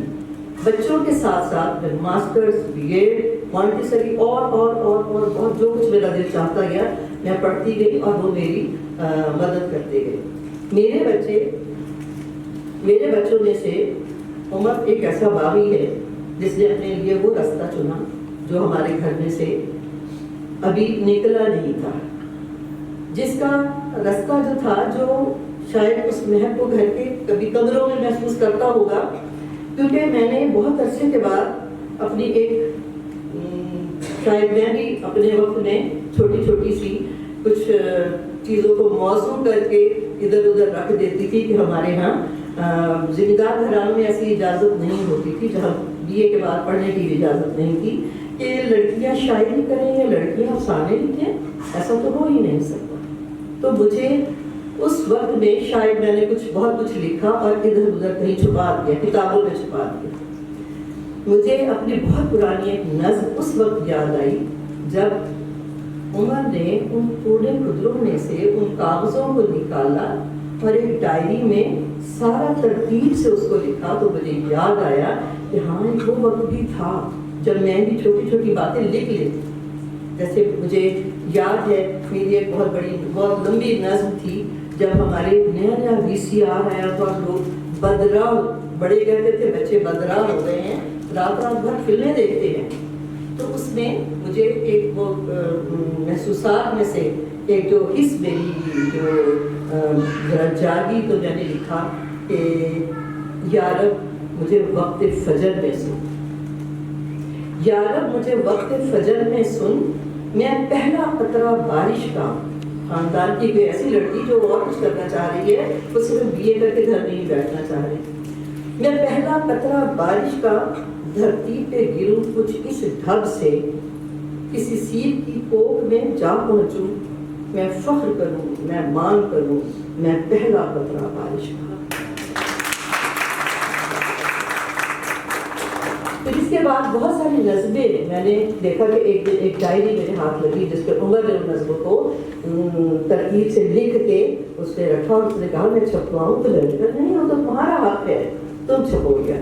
اور میرا بیٹا باغی نہیں بلکہ ایک ایسا بہادر ہے، ایک ایسا جیت سپاہی ہے جس کی شریک حیات نے اس کے لیے وہ کام کیا اور کرنا جو اس کو کرنا چاہیے تھا، یعنی ان کے لیے مدد فراہم کی، ان کے لیے ہمت، بچوں کی نگہداشت، باقی معاملات کو سنبھالنا، یہ بہت بڑی ذمہ داریاں جو مردوں کے حصے میں آنی چاہیے وہ اس نے سمیٹی، تو وہ بھی قابل تعریف ہے کہ انہوں نے اس کو موقع دیا، زندگی میں موقع دیا کہ آپ جو کھیل کھیلنا چاہتے ہیں جائیے کھیلیے۔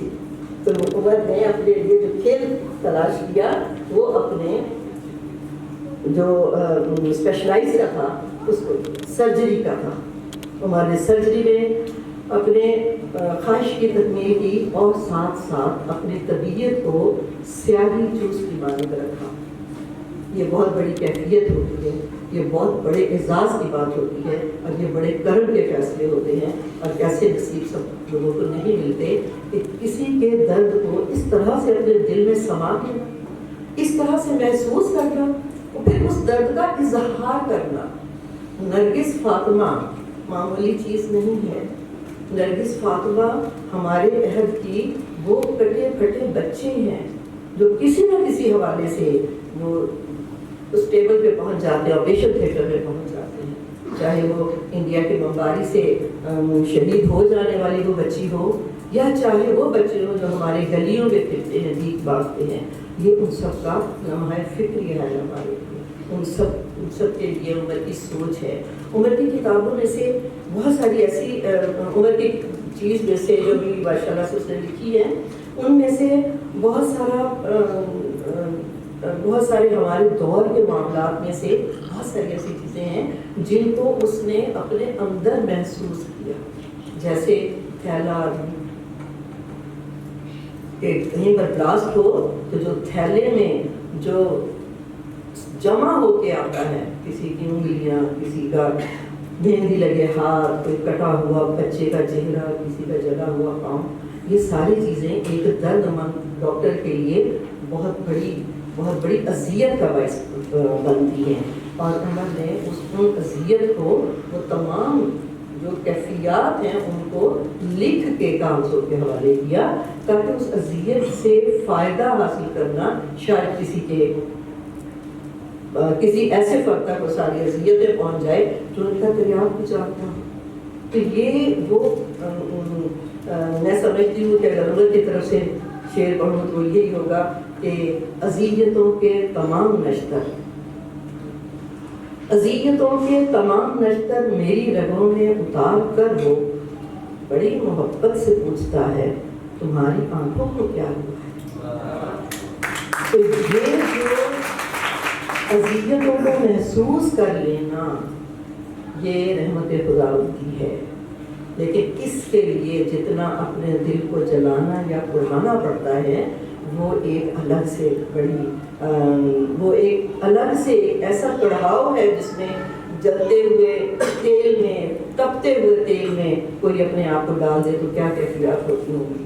تو یہ سب باتیں پھر قرنطینہ 7واں دن، وہ جو سوچ ہے اس کی فیلنگ صرف اس بندے میں آ سکتی ہیں جو کہ آج کل کے کورونا میں مبتلا ہو کے دوبارہ سے احتیاط ہو چکا ہو، یا وہ 7ویں دن میں تمام کڑیاں، تمام اینٹوں کی لائنیں، تمام اینٹیں گر چکا ہو کہ کرنے کے لیے اور کچھ نہیں ہے، کیا انتظار انتظار موت ہے یا پھر صحت یابی کا انتظار.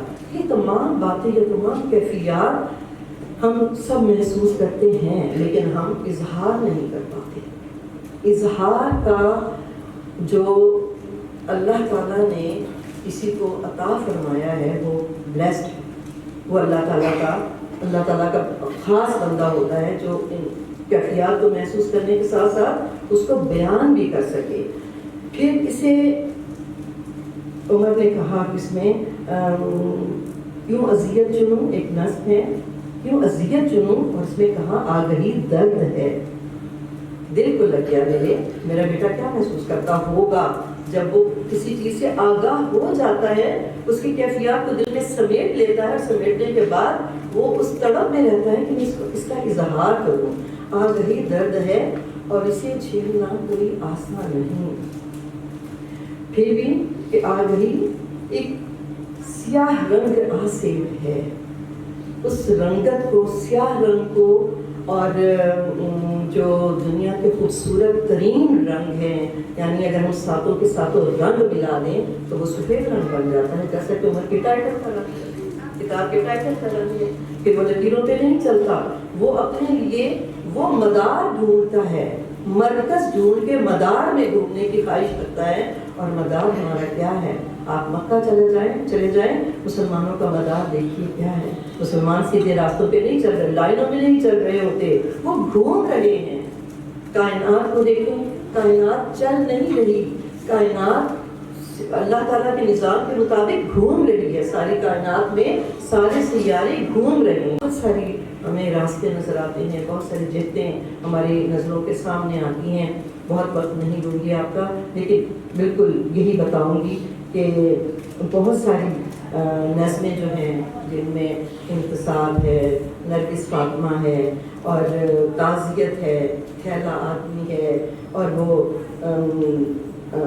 Ivory Coast. اور جو نظموں کا تذکرہ کیا ڈاکٹر ولی صاحب نے، واقعات انہوں نے بالکل صحیح فرمایا کہ دوسرے زبان کے کسی بھی شاعر کو اپنی زبان میں اس طرح سے اپنے اندر سمو کے اس کو بھی باہر نکالنا اتنا آسان کام نہیں کہ پوری بات کوئی اور بندہ بھی سمجھ جائے. تو یہ عمر کا خاصہ ہے.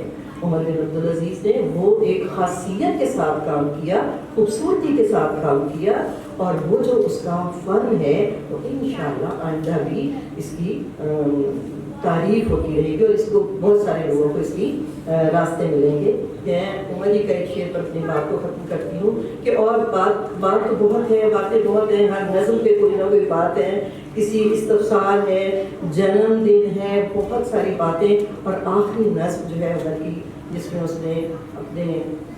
اس نے ریکویسٹ کی ہے کہ میری ساری کتابوں کو، میری ساری چیزوں کو کسی کو دے دینا، کسی ردی والے کو نہ دینا، کیونکہ یہ ساری چیزیں جو ہیں اس کے لیے اس کی کوئی وقت نہیں ہوگی. اس کے جو آخری اشعار ہیں میں چاہوں گی کہ آپ لوگوں کی نظر کروں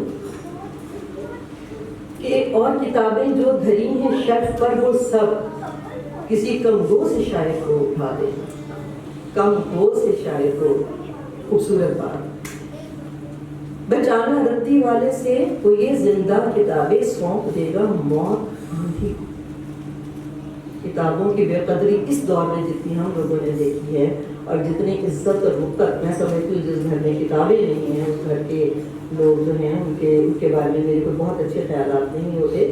جس گھر میں کتابیں نہیں ہیں وہاں کے بچے کیا پڑھتے ہوں گے، کیا سیکھتے ہوں گے. تو کہتے ہیں کہ یہ زندہ کتابیں سونپ دے گا موت آندھی کو. میرے دیمک ذرا کچھ خواب رکھے ہیں، میرے دیمک ذرا کچھ خواب رکھے ہیں، میرے جیسے کسی مطلوب وہ سیدھا بدن صندوق میں شاید جسے خود بھول بیٹھا ہوں. اگر مل جائیں رکھ لینا، اگر مل جائیں رکھ لینا، یہ میرا اثاثہ ہے. مگر مت دیکھنا ان کو کہ ان کو دیکھتی آنکھوں میں دیمک راج کرتی ہے، اور ان کو دیکھنے والے بہت جلدی چلے جاتے ہیں. اب آگے میں نہیں پڑھ سکتی، لیکن میں خوش قسمتی اس لحاظ سے میں سمجھتی ہوں کہ جب بھی عمر نے کوئی نظم لکھی، کوئی غزل لکھی، کوئی خیال لکھا، تو مجھے اس میں اشتراک کا موقع ہے. मुझे याद है हम एक शादी पे लाहौर गए और फिर हम दोनों माँ बेटा बाहर निकल गए, गाड़ी में बैठे इतने निकल गए, और फिर कितनी ही नज़में और कितनी ही गज़लें उसने मुझे सुनाई। और मैंने अपनी अक्ल और फरासत के मामले में जो ख्यालात हैं उन पर बात की, उनसे खुद बहुत कुछ कशीद किया, कुछ अपनी बातें की कि यहाँ पे ये ऐसे ही हो। तो मैं भी खुशकिस्मत हूँ इस मामले में कि मैं उमर बिन अब्दुल अज़ीज़ की वालदा हूँ, और हम दोनों बहुत खुशकिस्मत हैं, मैं और मेरे शरीक हयात, कि अल्लाह ताला ने हमें हीरे जैसे बच्चे दिए। मुझे बड़ी बेटी दी, एक बेटी दी, तो उस बेटी ने बेटी बन के दिखाया, वो जिस जगह चली गई उसने वहाँ पे पनप के दिखाया। उमर माशाल्लाह माशाल्लाह अल्हम्दुलिल्लाह, और अली माशाल्लाह माशाल्लाह अल्हम्दुलिल्लाह, और नाजिया अजीज़, मैं जब भी नाजिया की इंग्लिश शायरी कभी जब वो करती है, मुझे सुनाती है, तो मुझे शाइस्ता ज़ैद याद आता है, इसलिए कि ये शाइस्ता ज़ैद और मिस शाह की बहुत अच्छी और बहुत पसंदीदा तालिबात में से थी, और ये मेरी खुशकिस्मती है। मेरा अली एक ऐसा बच्चा जो पूरे ख़ानदान की जान है, और उमर एक ऐसा बच्चा पूरे ख़ानदान में से कोई एक फ़र्द नहीं कह सकता कि हमने इससे शिकायत है, और अली जिसके बगैर ख़ानदान की कोई महफिल रंग ही नहीं लाती। अल्लाह ने दोनों को बिल्कुल मुख्तलिफ क्वालिटीज़ दी, और नाजिया जिसकी खामोशी, जिसकी किसी बात को जज्ब कर लेना और उस पर फिर चुप हो जाना, ये शायद इसने अपनी माँ से सीखा या अपनी नानी से सीखा, जो जज्ब तो बहुत कुछ कर लेते थे लेकिन इजहार कभी ऐसा नहीं करते थे। तो मैं एक माँ होने की हैसियत से, एक इस रोस्ट्रम पे खड़े होने की हैसियत से, क्योंकि ये मुझे ज़िंदगी में दूसरी खुशी इसलिए भी महसूस हो रही है कि जब मैं कॉलेज से रिटायर हो गई तो अपने कॉलेज वालों ने मुझे वो इज्जत अफजाई की, बिल्कुल ऐसे ही जैसे कोई स्टूडेंट किसी कॉलेज से पढ़ के फारिग हो तो उसको उसी जगह भी जॉब मिल जाए तो अपने आप को हवाओं में उड़ता महसूस करता है। इसी तरह से जब मेरे कॉलेज वालों ने मुझे अपनी बहुत बड़ी महफिल की सदारत के लिए मदद किया, तो मुझे लगा कि शायद मैंने यहाँ पर कुछ काम किया है। राबिया बस्री में से हैं जिन्होंने हमें स्टेज पे राज करते देखा है, स्टेज पे हमें हर वो काम करते देखा जिनमें इनके असातिज़ा इनको जब लेके आते थे तो ये हमारी बच्चियाँ हो जाती थी। और अल्लाह इन्हें सलामत रखे, और अल्लाह ताला इनकी गुफ्तगू में, इनकी गुफ्तार में और इनके लहजे की हलावत को और मज़ीद बढ़ाए कि यही एक तालिब इल्म का हुस्न होना चाहिए।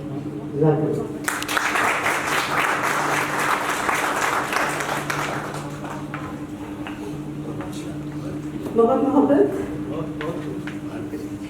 अभी जैसे आखिर में सीनी आंटी की आपने बात सुनी, उन्होंने कहा कि किताबें पढ़ने का रुझान जो है वो अब कम हो गया है। एक वक्त था कि जब किताबें तोहफे के तौर पर दी जाती थी और इस कदर लगाव होता था कि जब आप रात को उस वक्त तक सो नहीं पाते थे जब तक आप किताब के कुछ और आप पढ़ नहीं लेते थे।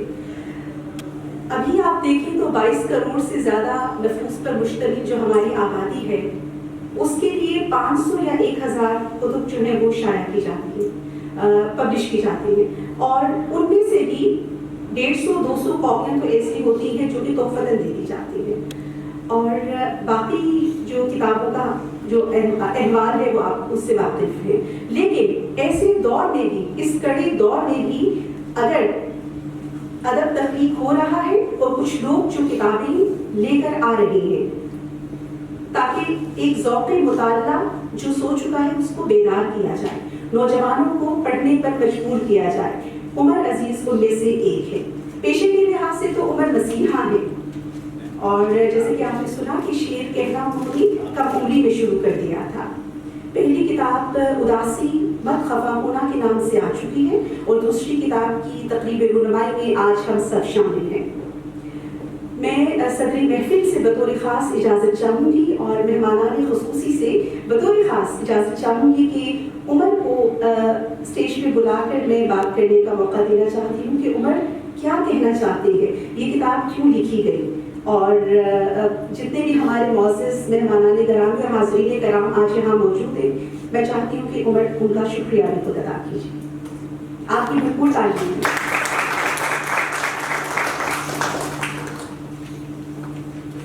کوئلے اور ہیرے میں کیا فرق؟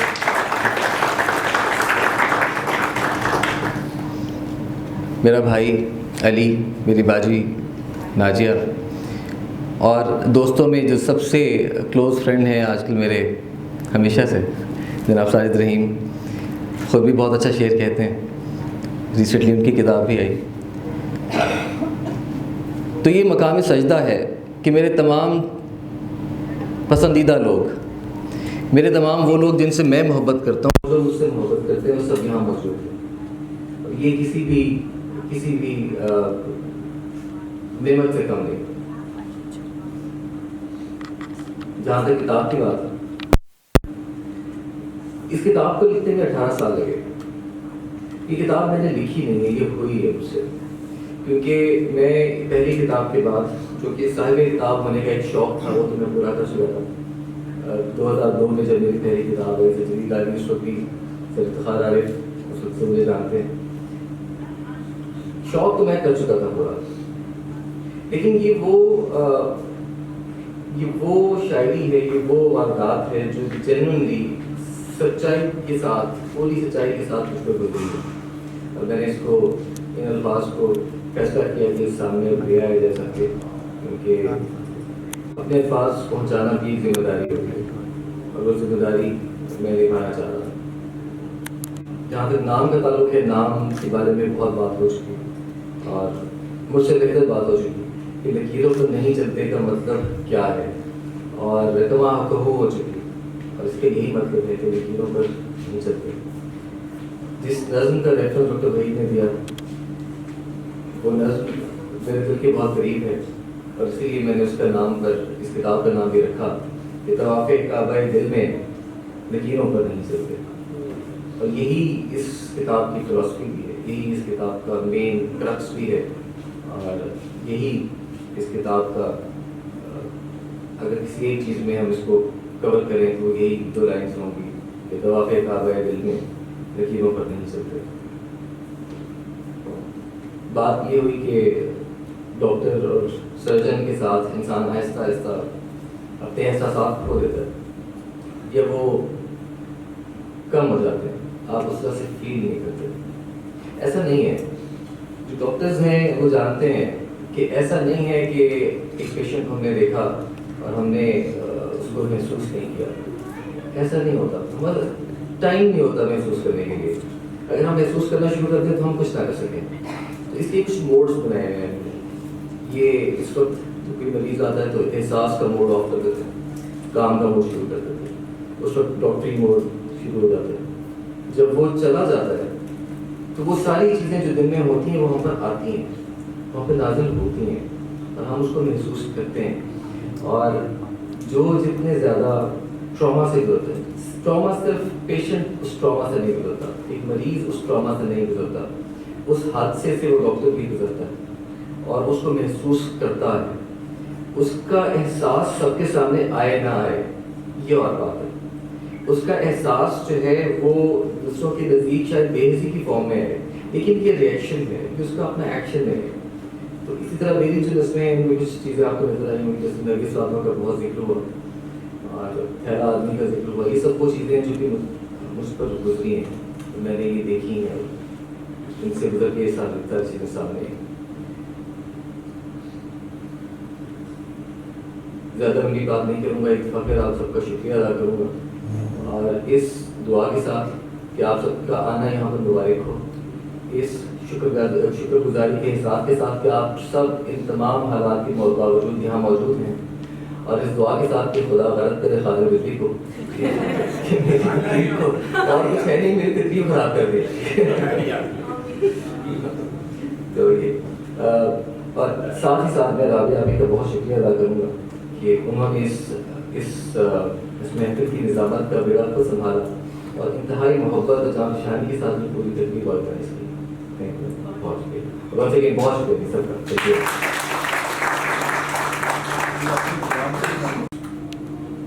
انتصاب سے کہتا ہوں، بڑی ابھی سروں پہ شفقت و برکت کا شامیانہ تھی، سروں پہ شفقت و برکت کا شامیانہ تھی. وہ مانگتا نہیں ममता का एक खजाना थी। सुनो सुनो के हशमते दिल को था इज़्न रुखसत का, सुनो के हशमते दिल को था इज़्न रुखसत का, वगरना सोख्ता पाई तो एक बहाना थी।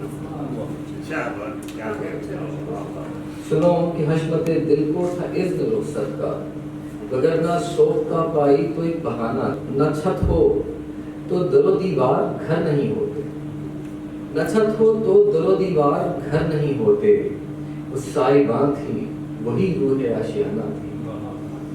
हुरूफ कैसे अहाता करें मुसाफत का, हुरूफ कैसे अहाता करें मुसाफत का, वो एक सदी का सफर थी, वो एक जमाना था। बड़े भी आप हमारे दुआ में आज भी शामिल है। अल्लाह आपको करवट करवट जन्नत नसीब करे। और मुझे यकीन है कि वो बहुत ही अच्छी जगह पर मौजूद हैं और हम सब की दुआएं उनसे पहुँचती हैं। नरगिस फातिमा का कहा किसी ने, नरगिस फातिमा में थोड़ी सी तिलावत है। उठा लो गोद में मुझको थी उसकी आखिरी ख्वाहिश,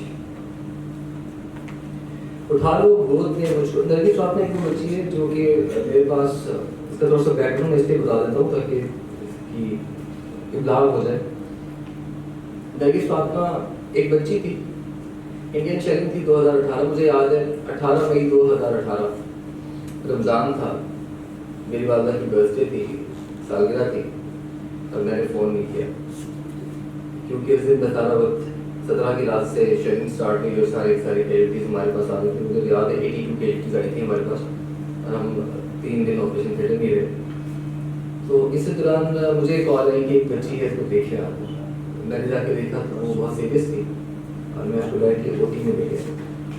ऑपरेशन थिएटर में एक वक्त ऐसा आया कि मैं और सिर्फ नरगिस फातिमा मौजूद थे, तो तैयारी कर रहे थे ऑपरेशन की। तो मैंने उसका नाम दोबारा पूछा, उसने बताया मेरा नाम नरगिस फातिमा, और साथ ही से मुझे कहा कि गोद में उठा लें। मैंने उसको फिर तसल्ली दी कि ठीक है अभी ऑपरेशन हो जाएगा, ठीक हो जाएगी, लेकिन मैंने उसको गोद में नहीं उठाया। खैर ऑपरेशन हुआ और उसके बाद वो 2-3 दिन के बाद वो वेंटिलेटर पे रही, 2-3 दिन के बाद उसका इंतकाल हो गया।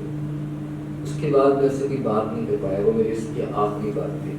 तो उसी पे ये नज़्म थी, आलो गोद में मुझको इसकी आखिरी ख्वाहिश, मेरे बाजू में उसकी 4 साला उंगलियां पैबस्त हैं अब तक, मेरे दिल पर कलेजे पर वो आहें सब्ज हैं अब तक, मेरे बाजू में उसकी 4 साला उंगलियां पैबस्त हैं अब तक, मेरे दिल पर कलेजे पर वो आहें सब्ज हैं अब तक। अरे तुफ है मसीहाई के दावों पर, मेरी सब डिग्रियों पर, उस लहू लुथरी हुई एक फूल पेशानी पे बोसा धर नहीं पाया, मैं उसकी आखिरी ख्वाहिश पूरी कर नहीं पाया, उसकी आखिरी ख्वाहिश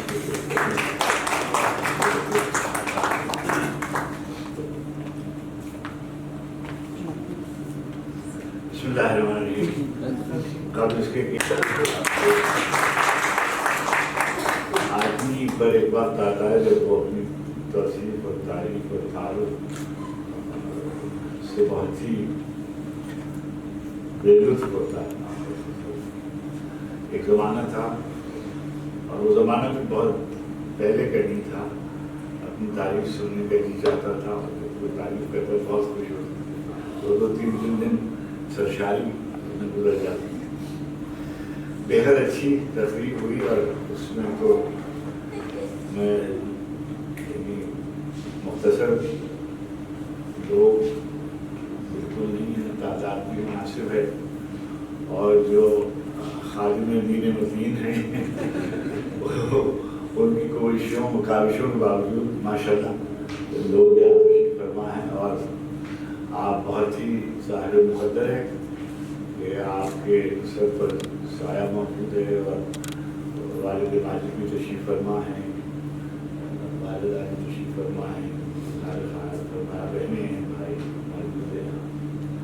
तो जब अम्मी आपके बारे में गुफ्तगू कर रही थी तो मुझे असातिज़ा में से किसी का शेर याद आया کہ وہ یہ ان کی طرف سے پڑھا جا سکتا ہے کہ اگر کشادت زمینم گل بہار تو، اگر کشادہ زمینم گل بہار تو، اگر سیاہ دلم قابل ادار تو، یہ آپ کی کھیتی ہے، آپ کی کشتی، بہت آپ کو میں سمجھ سکتا ہوں کہ جب آپ تقریر کر رہی تھی اور تو محسوس ہو رہا تھا کہ یہ طول ہے، لیکن میں خود کیونکہ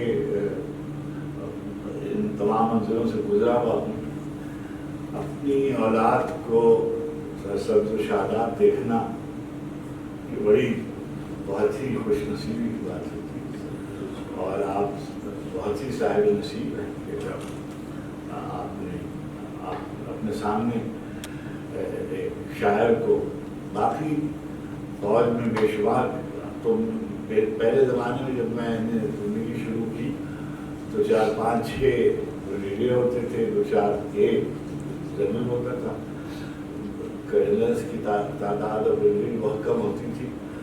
اب تو شکر الرحمان صاحب نے آرڈر لکھا ہے کہ جوتا اچھال دیں کسی بازار میں تو وہ کسی نہ کسی ریڈیو پہ پڑتا ہے، تو اتنی تعداد ہو گئی۔ اچھا مجھے یہ بھی مان تھا کہ کرنل ہو گئے دیکھتے دیکھتے، ہمارے دیکھتے دیکھتے، اس لیے کہ جب نوجوان تھے، اور مجھے یہ بات کہنی چاہیے اس لیے کہ امی اس قدر باتیں کر گئی ہیں، تو ایک بات میں بھی کہوں کہ میں نے بھی تشخیص کر لیا تھا کہ یہ شاعر ہوگا۔ اس کے لیے پہلی بار بحثیت طالب علم کے میرے پاس آیا تھا نوجوان، تو ابھی تو نوجوان ہی ہے لیکن یہ بالکل ایک جیسے کھسکے بچے ہوتے ہیں، تو جب میرے پاس آیا، اچھا مجھے، میں نام نہیں لینا چاہتا، بہت سے نوجوانوں کو میں نے، تو میرا شعبہ ایسا تھا، پیشہ کہ میں خود بھی جب آیا تھا تو بالکل ایسا، اس کا احمد مشتاق کا شعر ہے کہ میرے دیوانوں کو دیکھے تو خوشی ہوتی ہے، ہم بھی ایسے ہی تھے جب آئے تھے ویرانی میں، تو ہم بھی ایسے ہی تھے جب آئے تھے ویرانی میں، جب شعر کہنا شروع کرتے، ہماری خوش نصیبی یہ تھی کہ ہمیں بڑے مل گئے اور انہوں نے ہمیں دھکا دیا اور ہم شاعری میں چلے گئے۔ آپ یقین کیجئے کہ جب تک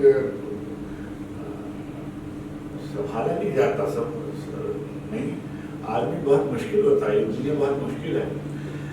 ایک آدھ بات اختلافی ہے، ایک آدھ بات ضرور کرنی چاہیے۔ ایک تو بیٹے یہ ہے کہ 1980 کے بعد سے کوئی اردو میں عظیم شاعر کے علاوہ نہیں پیدا ہوئے، جتنے شاعر پیدا ہو رہے ہیں سب عظیم شاعر پیدا ہو رہے ہیں، کوئی شاعر نسبت کمزور نہیں ہو رہا۔ لیکن بیٹے یاد رکھیے گا کہ یہ جو شاعری کا قصہ ہے یہ کوئی میراتھن ہے، یہ کوئی 100 یارڈز کی ریس نہیں ہے کہ آپ دوڑے اور ایک کتاب آ گئی اور آپ پھیل گئے، اس میں مسلسل محنت کی ضرورت ہے۔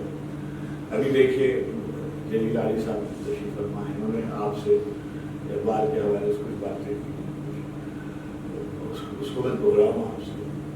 اردو شاعری کی روایت بالکل بدل دی ایک آدمی نے۔ اردو شاعری میں بھی کہیں کہہ رہا تھا کہ یہ ہوتا تھا کہ زلف لہرا کے سر بزم جو وہ یار چلا، ہر طرف شور اٹھا، یار چلا یار مار چلا، یہ شاعری جو تھی وہ اچھی شاعری، بڑی شاعری سمجھی جاتی تھی۔ ہمیں تنتی ہیں، خنجر ہاتھ میں ہے، تن کے بیٹھے ہیں، کسی سے آج بگڑی ہے جو بنٹھن کے بیٹھے ہیں۔ اس شاعری کو انہوں نے سکھایا، بولنا سکھایا، سوچنا سکھایا۔ خدا مجھے نفس جبرائیل دے تو کہوں، وہ حرف راز کہ مجھ کو سکھا گیا ہے جنوں، خدا مجھے نفس جبرائیل دے تو کہوں، ستارہ کیا میری تقدیر کی خبر دے گا، وہ خود فراخی افلاک میں ہے خال و ظہور، سبق ملا ہے یہ معراج مصطفیٰ سے مجھے کہ عالم بشریت کی زن ہے۔ پھر عربی اور فارسی اور اردو کسی زبان کے شاعر کو معراج پر اس سے بہتر مصرع لکھنے کی توفیق نصیب نہیں ہوئی۔ میں طالب علم کے طور پر آپ سے یہ دعویٰ کر رہا ہوں کہ یہ ان کا کمال تھا۔ اب یہ بات کہ میں نے فیصلہ کو BBC سے انٹرویو کیا اور اس سے پوچھا کہ آپ کی کل نئے شاعروں کا مشورہ کیا ہے، تو ان کا کہ 3 باتیں ہیں. پہلی بات تو یہ ہے کہ سچ لکھیں، اپنا لکھیں. سچ لکھیں گے، اپنا لکھیں گے تو آپ منفردی ہوں گے. اپنی واردات لکھیں گے. سب لوگ کوشش کرتے ہیں، ساری دنیا کا بنیادی موضوع محبت ہے شاعروں کا. پہلے دن سے عمر سے لے کے اب تک سب نے محبت لکھی ہے. کتاب آئی ہے اس کی وحید کی، آپ نے دیکھا ہوگا، یہ سب محبت کی نظمیں ہیں نا. لیکن وحید لکھیں گے اپنی طرح سے لکھیں گے، ابرار لکھیں گے اپنی طرح سے لکھیں گے، فروخیار لکھیں گے اپنی طرح سے لکھیں گے، عذرا عباس لکھیں گے اپنی طرح سے، یاسمین اپنی طرح سے لکھیں گے. تو سب لوگ ایک طرح سے نہیں لکھتے. انفرادیت مسٹ ہے. اگر آپ دوسرے سے مختلف نہیں ہیں تو آپ شیئر کریں تو اور کام کریں. اس لیے تو وہ باقی نہیں رہے گا جو منفرد نہیں ہوگا. اچھا پھر یہ کہ مگر ایک چیز ہوتی ہے روایت. اسی طرح علی صاحب نے بہت ہی دلیل طریقے سے اس کا اظہار فرمایا، بہت ہی جامعیت کے ساتھ، کہ اگر آپ کی ابہام محمل سے بہتر ہے، مگر بین بات تہدار ہونا، جیسے انہوں نے کہا پرتیں ہوتی ہیں مصرے کی، لیکن وہ پرتیں ایک سطح پر آپ کے شعر کو ہر ایک سے کمیونیکیٹ کرنا چاہیے. آپ کے قاری سے، ہر قاری سے نہیں، ادب کے قاری سے، یعنی اس کو سمجھنا چاہیے. وغیرہ تو پھر آپ نے اچھا آپ ہوا میں شعر کہنا، میں پھر آپ سے کہوں گا شعر کہنا کسی کی مجبوری، آپ کی مجبوری ہے. آپ شاعر پیدا کیے گئے، اللہ نے آپ کو توفیق شعر عطا کیے، تو آپ کا وظیفہ ہے شعر کہنا. آپ بچ نہیں سکتے. ایک بہت ہی بڑا شاعر اسٹالن نے اس کو جیل میں ڈال دیا، اس کا نام تھا اوسپ مینڈلسٹن، اور اس نے بہت ہی مشہور نظم لکھی، اس کا نام ہے نائٹنگیل فیور. نائٹنگیل فیور میں اس نے کہا کہ یہ بیماری ہے نائٹنگیل فیور، مگر یہ بیماری صرف شاعروں کو ہوتی ہے. اس کے معنی اس اصطلاح کے کسی لغت میں نہیں ملے گی، مگر اس کے سمٹمز ہیں. اور سمٹم یہ ہے، میں نے تو کیونکہ انگریزی میں اس کو پڑھا ہے، inability of stop singing regardless of consequences. آپ رہ نہیں سکتے شعر کہے بغیر. یہ آپ کی مجبوری ہے، یہ آپ کا مقدر ہے. مقدر تقدیر ہوتی ہے جو لوح محفوظ پر تو لکھی ہوئی ہوتی ہے، پروردگار عالم کے احاطہ علم میں ہوتا ہے، مگر وہ کھلتا جاتا ہے. تقدیر کھلتی جاتی ہے، آپ سامنے آتی جاتی ہے. تو یہ بات آپ اپنے ذہن میں رکھیں کہ یہ آپ کو توفیق ہوئی ہے شعر کی. مگر بہت ہی مشہور آج کل کرکٹ کا میچ ہمارا ہو رہا ہے، سریش گواسکر نے ایک بات کہی کہ اچھے کرکٹر کے لیے 3 چیز ضروری ہیں. ٹیلنٹ، اللہ نے ہمیں توفیق آپ کو دی ہوئی ہے. ٹیمپرامنٹ، آپ کا مزاج ہے کہ آپ شعر کہتے ہیں. اینڈ دین ٹیکنیک، اور پھر آپ سیکھتے ہیں. تو یہ یہاں ختم آپ کو چاہیے، آپ کو پتہ ہونا چاہیے کہ کتنے لوگ ہیں جو آپ سے بہتر شعر کہہ رہے ہیں. آپ کو پتہ ہونا چاہیے کتنے لوگوں سے بہتر آپ شعر کہہ رہے ہیں. اب آپ کے جو یہ دیکھیے، ایک زمانہ تھا کہ صدیاں جو تھیں وہ شاعروں سے پہچانی جاتی تھیں. صدی رومی کی صدی، ہومر کی صدی، گوئٹے کی صدی، شیکسپیئر کی صدی، ملٹن کی صدی.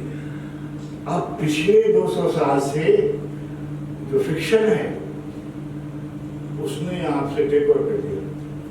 اور جو فکشن کے رائٹر ہیں، چاہے وہ فرض کیجیے ٹالسٹائے ہے یا داستایوفسکی ہے، گورکی ہے، ادھر ابھی بھی جو مارکیز ہے یا یوسا ہے یا میلان کندیلا ہے، ٹیک اوور کر دیا. شاعر پس منظر میں چلا گیا، یہاں بھی چلا گیا. لیکن نظم نے غزل کے مقابلے میں زیادہ بہتر شاعر پیدا کیے پچھلے 50 سالوں میں. یہ میں ایک بلا خوف ترتیب کی بات کہہ رہا ہوں کہ فیض، راشد، میرا جی، مجید، امجد، اختر، ایمان، سرکار، جعفری، مخدوم، محی الدین، یہ سارے شعراء جو ہیں اتنے بڑے شاعر، غزل میں اتنی تعداد میں شاعر موجود نہیں ہیں. اور اس زمانے میں پاکستان بہت خوش نصیب ہے यहाँ नज़्म में बेहद अच्छे शायर पैदा हुए। इन्होंने जिक्र किया लिसानी तश्कील जदीद का। देखिए क्या होता है, जब भी कोई आदमी को करता है, बुनियाद करता है, लिसानी तश्कील जदीद में इत्तेहाद जालिब अच्छे शायर नहीं हो सके, मगर बेहद अच्छी गज़ल ज़फ़र इक़बाल ने लिखी। वो लिसानी तश्कील जदीद का रद्द अमल था। देखिए गज़ल में उन्होंने लिसानी तश्कील जदीद को अप्लाई किया। तो बहुत से शायर ऐसे हैं। अब आप नज़्म अपनी देखिए, आपके ज़माने में ये बैठे हुए वही फर्रुख यार है, आपके सीनियर पे अबरार अहमद है, उधर अब्बास है, यास्मीन है, उधर आपसे ज़रा सीनियर पूरी नस्ल के अख्तर हुसैन जाफरी और मनी रंजन तक, ये बिल्कुल अली हामिद मदनी, कैसी अच्छी अच्छी नज़्म, और सब ने ये सब एक दूसरे से मुख्तलिफ हैं। मसलन वहीद की कभी वहीद है, यहाँ शहर में जैसे लड़के आपके साथ के शायद आपके हम उम्र होंगे, यानी सईद की आपकी जनरेशन हो गए, सईद अहमद आपसे सीनियर होंगे ज़रा से। अच्छा, अब आपसे ये लोग बहुत सीनियर है, ये जो अलमार फितरत है, परवीन ताहिर हैं, फर्शी है, नसीर अहमद नासिर हैं। इस शहर में नज़्म जितनी अच्छी लिखी जा रही है पाकिस्तान के किसी शहर में नहीं लिखी जा रही, इस कदर अच्छे शेर लिखे जा रहे हैं। ये आपके लिए चैलेंज है। और इस आपका जो एक इम्तियाज मेरी नज़र में है वो यही है कि आपने जिसकी तरफ इशारा किया, कुल्लियत में शेर लिखा है। हर आदमी जो है, आप एक माँ बाप के बेटे हैं, किसी एक के शरीक हयात हैं, किसी एक मुल्क के शहरी हैं, किसी एक दीन पर आपका अक़ीदा है। तो ये कैसे मुमकिन है कि आपके वजूद की इतनी शनाख्तें आपके शेर में नज़र ना आए? और अगर मुनाकिस नहीं होती तो इसका मतलब ये है कि आप सुनी सुनाई बातों को शेर बनाना चाहते हैं, वो झूठी होगी। वो किस कदर भी अच्छी लगें मगर वो खालिश नहीं होंगी, और जो शेर खालिश नहीं होगा वो बाकी नहीं बचेगा।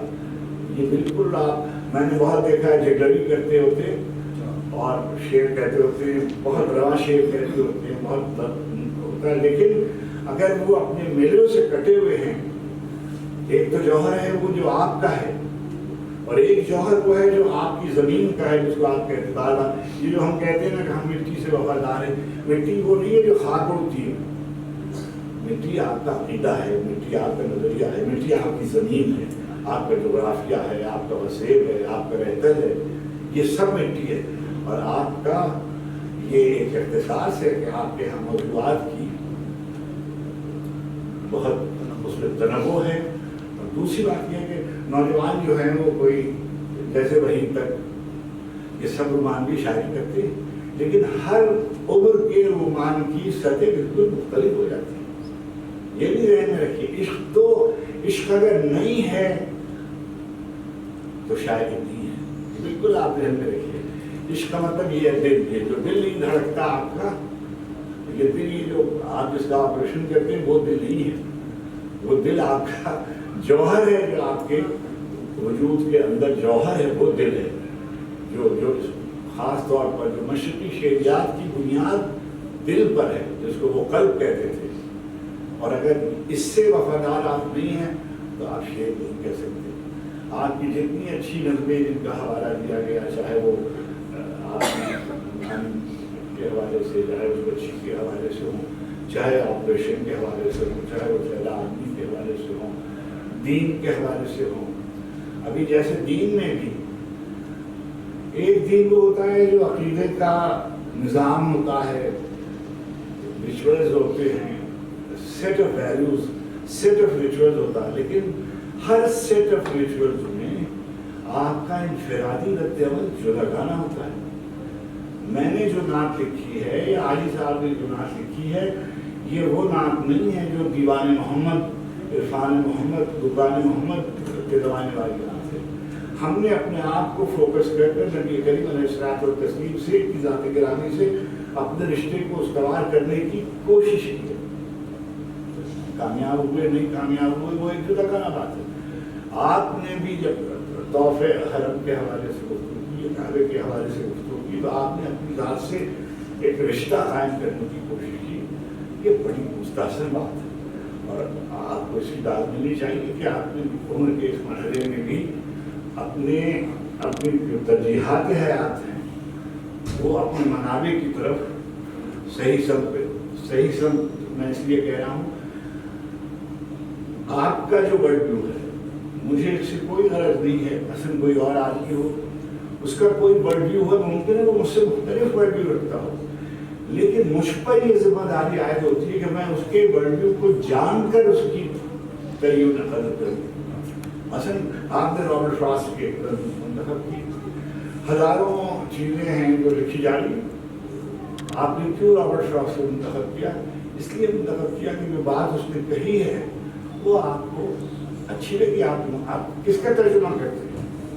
کروڑوں شاعر ہیں جو صدی کی سانس لے رہے ہیں، مگر آپ اس کو ترجمے کے لیے منتخب کرتے ہیں جس کو آپ پسند فرماتے ہیں، جس کی آپ کسی تصور سے اتفاق کرتے ہیں۔ یہ ظاہر ہے کہ وہ آپ اپنے نقطۂ نظر کو دیکھتے ہیں، تو میں آپ کے فیوچر مستقبل کی پیش بینی تو خالد حسین بھی نہیں کر سکتے، لیکن میں اس کی ضرور پیش بینی کرتا ہوں کہ آپ you do stand a chance، اگر آپ محنت کریں گے اور توفیق آپ کو اللہ نے دی ہوئی ہے اس کو بروئے کار لائیں گے تو انشاءاللہ آپ کی منزل بہت آگے کی ہے۔ میں آپ کو مبارکباد پیش کرتا ہوں، اور امین کو اور والد کو آپ ایک ایسے اچھے آدمی کے ساتھ ہیں جس کا دل دھڑکتا ہے اللہ کے خوف سے بھی، نبی کریم کی محبت میں بھی، اپنے عقیدے سے بھی اور اپنے وطن سے بھی۔ بڑی مہربانی بہت